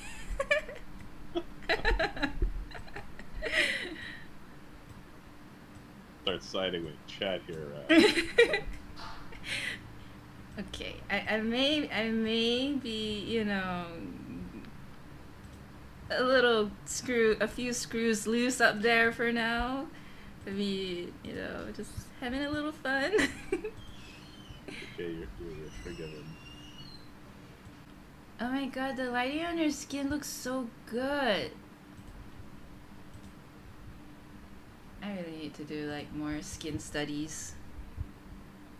Like, I don't know, it feels so funny because like I did like a study of nose. Yeah, I do admit though, Control, you inspire me to do way more studies. Cause seeing you, Aren't they fun? I find they're fun. they are fun. They are fun. Like, I also thought like you before, like, yeah, studies, but like I actually really enjoyed it. Surprising. I was so surprised at actually how fun it was. Look at you making studies look cool. Right? Especially that moment when you discover something new while you're doing a study and you're like, oh yeah, that works. And then when you get to use it on another piece later, it's really satisfying. Yeah. It's so true, it's so true. Okay, I don't know what to do for this guy. I mean, I don't know. Okay. Make him less showy. He needs to be... Maybe make him a dark color. Maybe a dark purple. Dark purple is cool. Yeah. Now I'm starting to think whether I should put Venom in there. Or just go with the usual backpack. I'm so confused. Do it. Do it? He's a scorpion, he's gotta have venom. Alright, this will be in Assassin's Choice. Can you imagine putting him in the pocket? Just put him in the chest pocket and then like the tail and everything will retract into the body so it looks like a cocoon. Doop, doop, doop. Like that. Doop, doop. And then the legs. Just like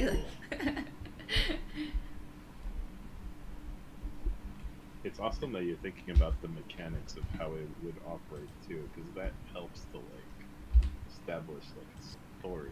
Oh, true. Of the creature, which is awesome. Helps with the design as well, because you're like, you know, you're like stuck, and then you're like, I don't know what to do for this. And you're like, oh, if this does this, then it would be shaped like this because it would work like this. Yeah. I would say your piece reminds her of the actress from Queen's Gambit. Oh yeah, sort of. Yeah, she does have like a cute face. I still haven't watched that. Oh, Is it good? I heard it was good. I hear it was good. I watched the first episode, but I haven't gone further than that. Like, it's like, it looks like a very intense show, so I haven't like mentally prepared for an intense roller coaster ride, you know? Same. I can only deal with one intense show at a time. Yeah. Man, even chat loves it. Chat is saying it's really good. Yeah, I've been watching Handmaid's Tale. What? Pretty intense. What show is that? Handmaid's Tale? Handmaid's Tale? Never heard of that. Yeah, it's really intense. It's good though, but like kind of crazy.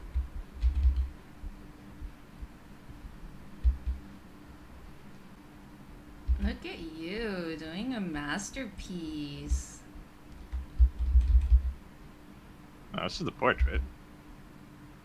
Yeah, a finished portrait. I don't even know anymore when to call pieces finished or not finished. I go until I'm tired of looking at it. Makes sense. There's one way to call it done. Yeah, right. Well, it's funny because like a lot of my older pieces, like I kind of liked them better when they were not finished, like at that in between stage. Mm. Like a lot of the times, I wish I hadn't gotten farther on a lot of my pieces because I prefer them Yeah. that way. But you know what I mean? I can see that because like I have some people that told me they like an unfinished product, like how you have like a completed work and then it just trails off to being incomplete. They really kind of like that sort of style. Yeah, because obviously you sit there and render forever, but at a certain point, where does it stop being an art piece, and where does it?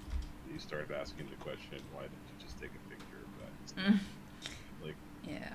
you know what I mean? Mm-hmm. Like, and sometimes I over render stuff needlessly, and I need to train myself to stop at a certain point. And that's what's nice about doing lots of studies and not taking them so seriously, is that you should kind of stop because whatever, it doesn't matter, it's just a study. And sometimes you get really unexpected results that you might like more than if you sat there and rendered for hours. I can see that happening. Yeah, like how like yeah, it's kind of like what you say in the very beginning because studies are so much simpler like that. I can see that.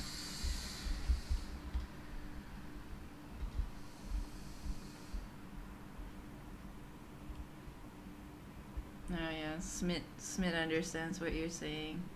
He feels that. Yeah. And it's like, I think a lot of us feel like we have to sometimes keep rendering, Oh yeah. but then you don't take the time to like step back and be like, you know what? Maybe I won't. That's true. Knowing when it ends can be quite hard as well. Actually, looks quite nice. It looks like a graffiti scorpion actually. So cool. Thank you. See, like I like this in between stage also on your piece. Like I would like copy, duplicate this layer, and then have it as well as your finished piece. I think these like in between layers that you're doing look so cool. Yeah, you're right. I should start start saving them in different files. I like saving them in different files. Then like I can always go back to it later. Mm-hmm. I'm like Bella. I just like duplicate the layer and then Save it as that. I like to keep it like somewhat organized though. I like to have my layers as minimal. Well, first as minimal as I can. Keep them. who's got time for organization? Who's got time to organize everything? You know. Fancy pants here. Yeah, I remember I bought this custom shapes pack, which is the ones that I got like all this like machine stuff, and which really helps a lot. I bought it from an artist, and like at the time, like I didn't quite like this is like I didn't quite understand how to use it. Even now, it's like I'm just starting to understand how to use it. But like you know when you watch those tutorials on how to use it and you're like, oh my god, that looks so cool, that looks so cool, that looks so cool, I'm gonna buy it and my art is gonna look amazing. Nope, not how that works. Yeah. Yeah. I bought this custom shapes pack, and I was like, I tried it and I'm like, I didn't know how to use it. I was like, what? I feel cheated. Of course, that's it's on me. It's not on the artist. But like, yeah, at the time, so immature. I'd be like, what? This is a waste of money. I've done that so many times with like brushes. Oh yeah. Brush packs. Yeah. And then you get it and you're like, this is terrible. I can't paint this. How come it looks so good when that person does it? Yeah. Like, I feel cheated. Especially when, like, of course, when people make it look so easy because they know how to use it, and you feel so clueless about it. And then you have that sort of, again, expectations. I don't know if you guys can hear, but it's thundering at my place now. No, but is that a good thing or a bad thing? I mean, expectations is good, but it can also be, like, damaging if you don't know how to put them in check. At least that's what I think. Like, the brush pack, like, I don't know how to use it, but I just, like, at the time I was like, oh, I blame the, like, I don't want it to be my fault, for, like, putting such expectations on this, like, Of course not. yeah, you want, like, it's like basically you don't want to exercise, but you still want to be fit and healthy, and you hope this magical pill will solve all my problems. Yep. Exactly. That's such a good analogy.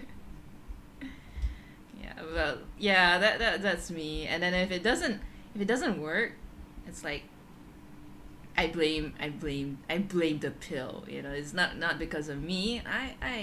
I could exercise and have a healthy diet, but no. Yeah, stupid pill it didn't work. Yeah, stupid pill. Sometimes I do find it interesting how animes can make, like, animes are not realistic, but at the same time when you watch the movies, like, especially when it comes to landscapes and stuff, it looks so real and so, like, beautiful. The fact that they can fit anime characters that doesn't look realistic work. I know, right? Yeah, I don't understand how. Because your brain makes it feel more real than it is. It accepts. It's like the suspension of reality. Like your brain, like, just accepts that this is another reality. It's really interesting about it. Yeah, it is actually, because I feel like it's so, I don't know. Because sometimes it doesn't work. Like, sometimes you can tell, like, the styles are just too different, But, Yeah, it has to be done right also. And it's like, how do they get that balance where it's like, yeah, that's the thing. When it works, you really try to rack your brain as to find out how the hell it works. yeah, because humans are actually really good at picking out stuff that's wrong. Oh, yeah.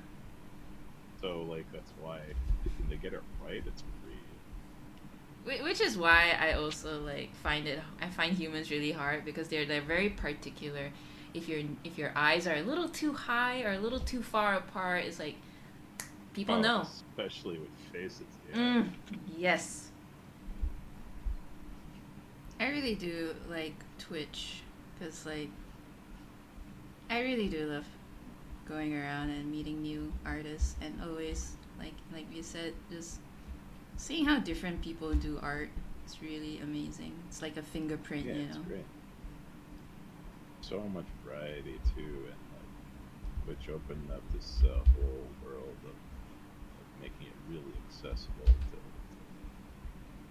to meet other artists and see how they do things and learn from them. And, really great. Yeah. Especially now, with the pandemic, and I cannot imagine, like, what I would do without streaming right now. I would do art, but it's like, and I mean, I know I am an introvert and I don't socialize as much, but still, man, like, during this time, I think I wouldn't know what I would do with the pandemic. It would be very tough, to say the least. Yeah. Also allowed lots of people to socialize in a time when you know, it's extremely difficult to do. Mm-hmm. Also, I noticed that your cup is now a 27 degree. Yeah, it's almost room temperature now. Sad face. How does it work? Can you actually control the temperature it stays? You can pick your temperature, your favorite temperature, and then let's say I just brewed coffee. It'll be much hotter than my ideal drinking temperature, right? Mm-hmm. So you pour it in, and the cup realizes that you poured in liquid, and then it tells you the temperature of the liquid at that time, and then it lets the liquid cool until it reaches your perfect drinking temperature.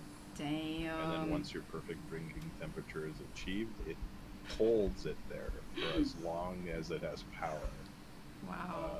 And it sends you a message on your phone to tell you that your coffee is at perfect drinking temperature. I have no idea whether your friend bought it as a joke, but damn, that coffee is awesome. That coffee mug is awesome. It's great. I really genuinely really love it. It's so ridiculous, but at the same time, it's so great. Yeah. It's like, what? You can even like link it to your OBS? Like, what? So Well, insane. for OBS, I'm just taking a capture of my phone, which is linked to my computer. So Okay. Nothing fancy. It's just a capture. Still, though. I think I'm nearing the end of this portrait. I think this is as far as I'm gonna take it. Okay. No worries. I feel like if I push it any farther, I'm gonna start hating it.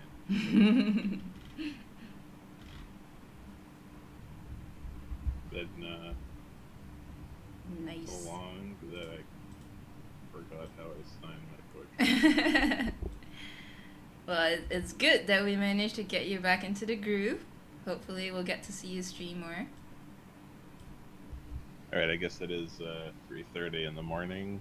I think I'm gonna call it a night. Okay. Thanks for having me on your stream. Bye, Control. Thank you everybody for hanging out and asking questions and stuff.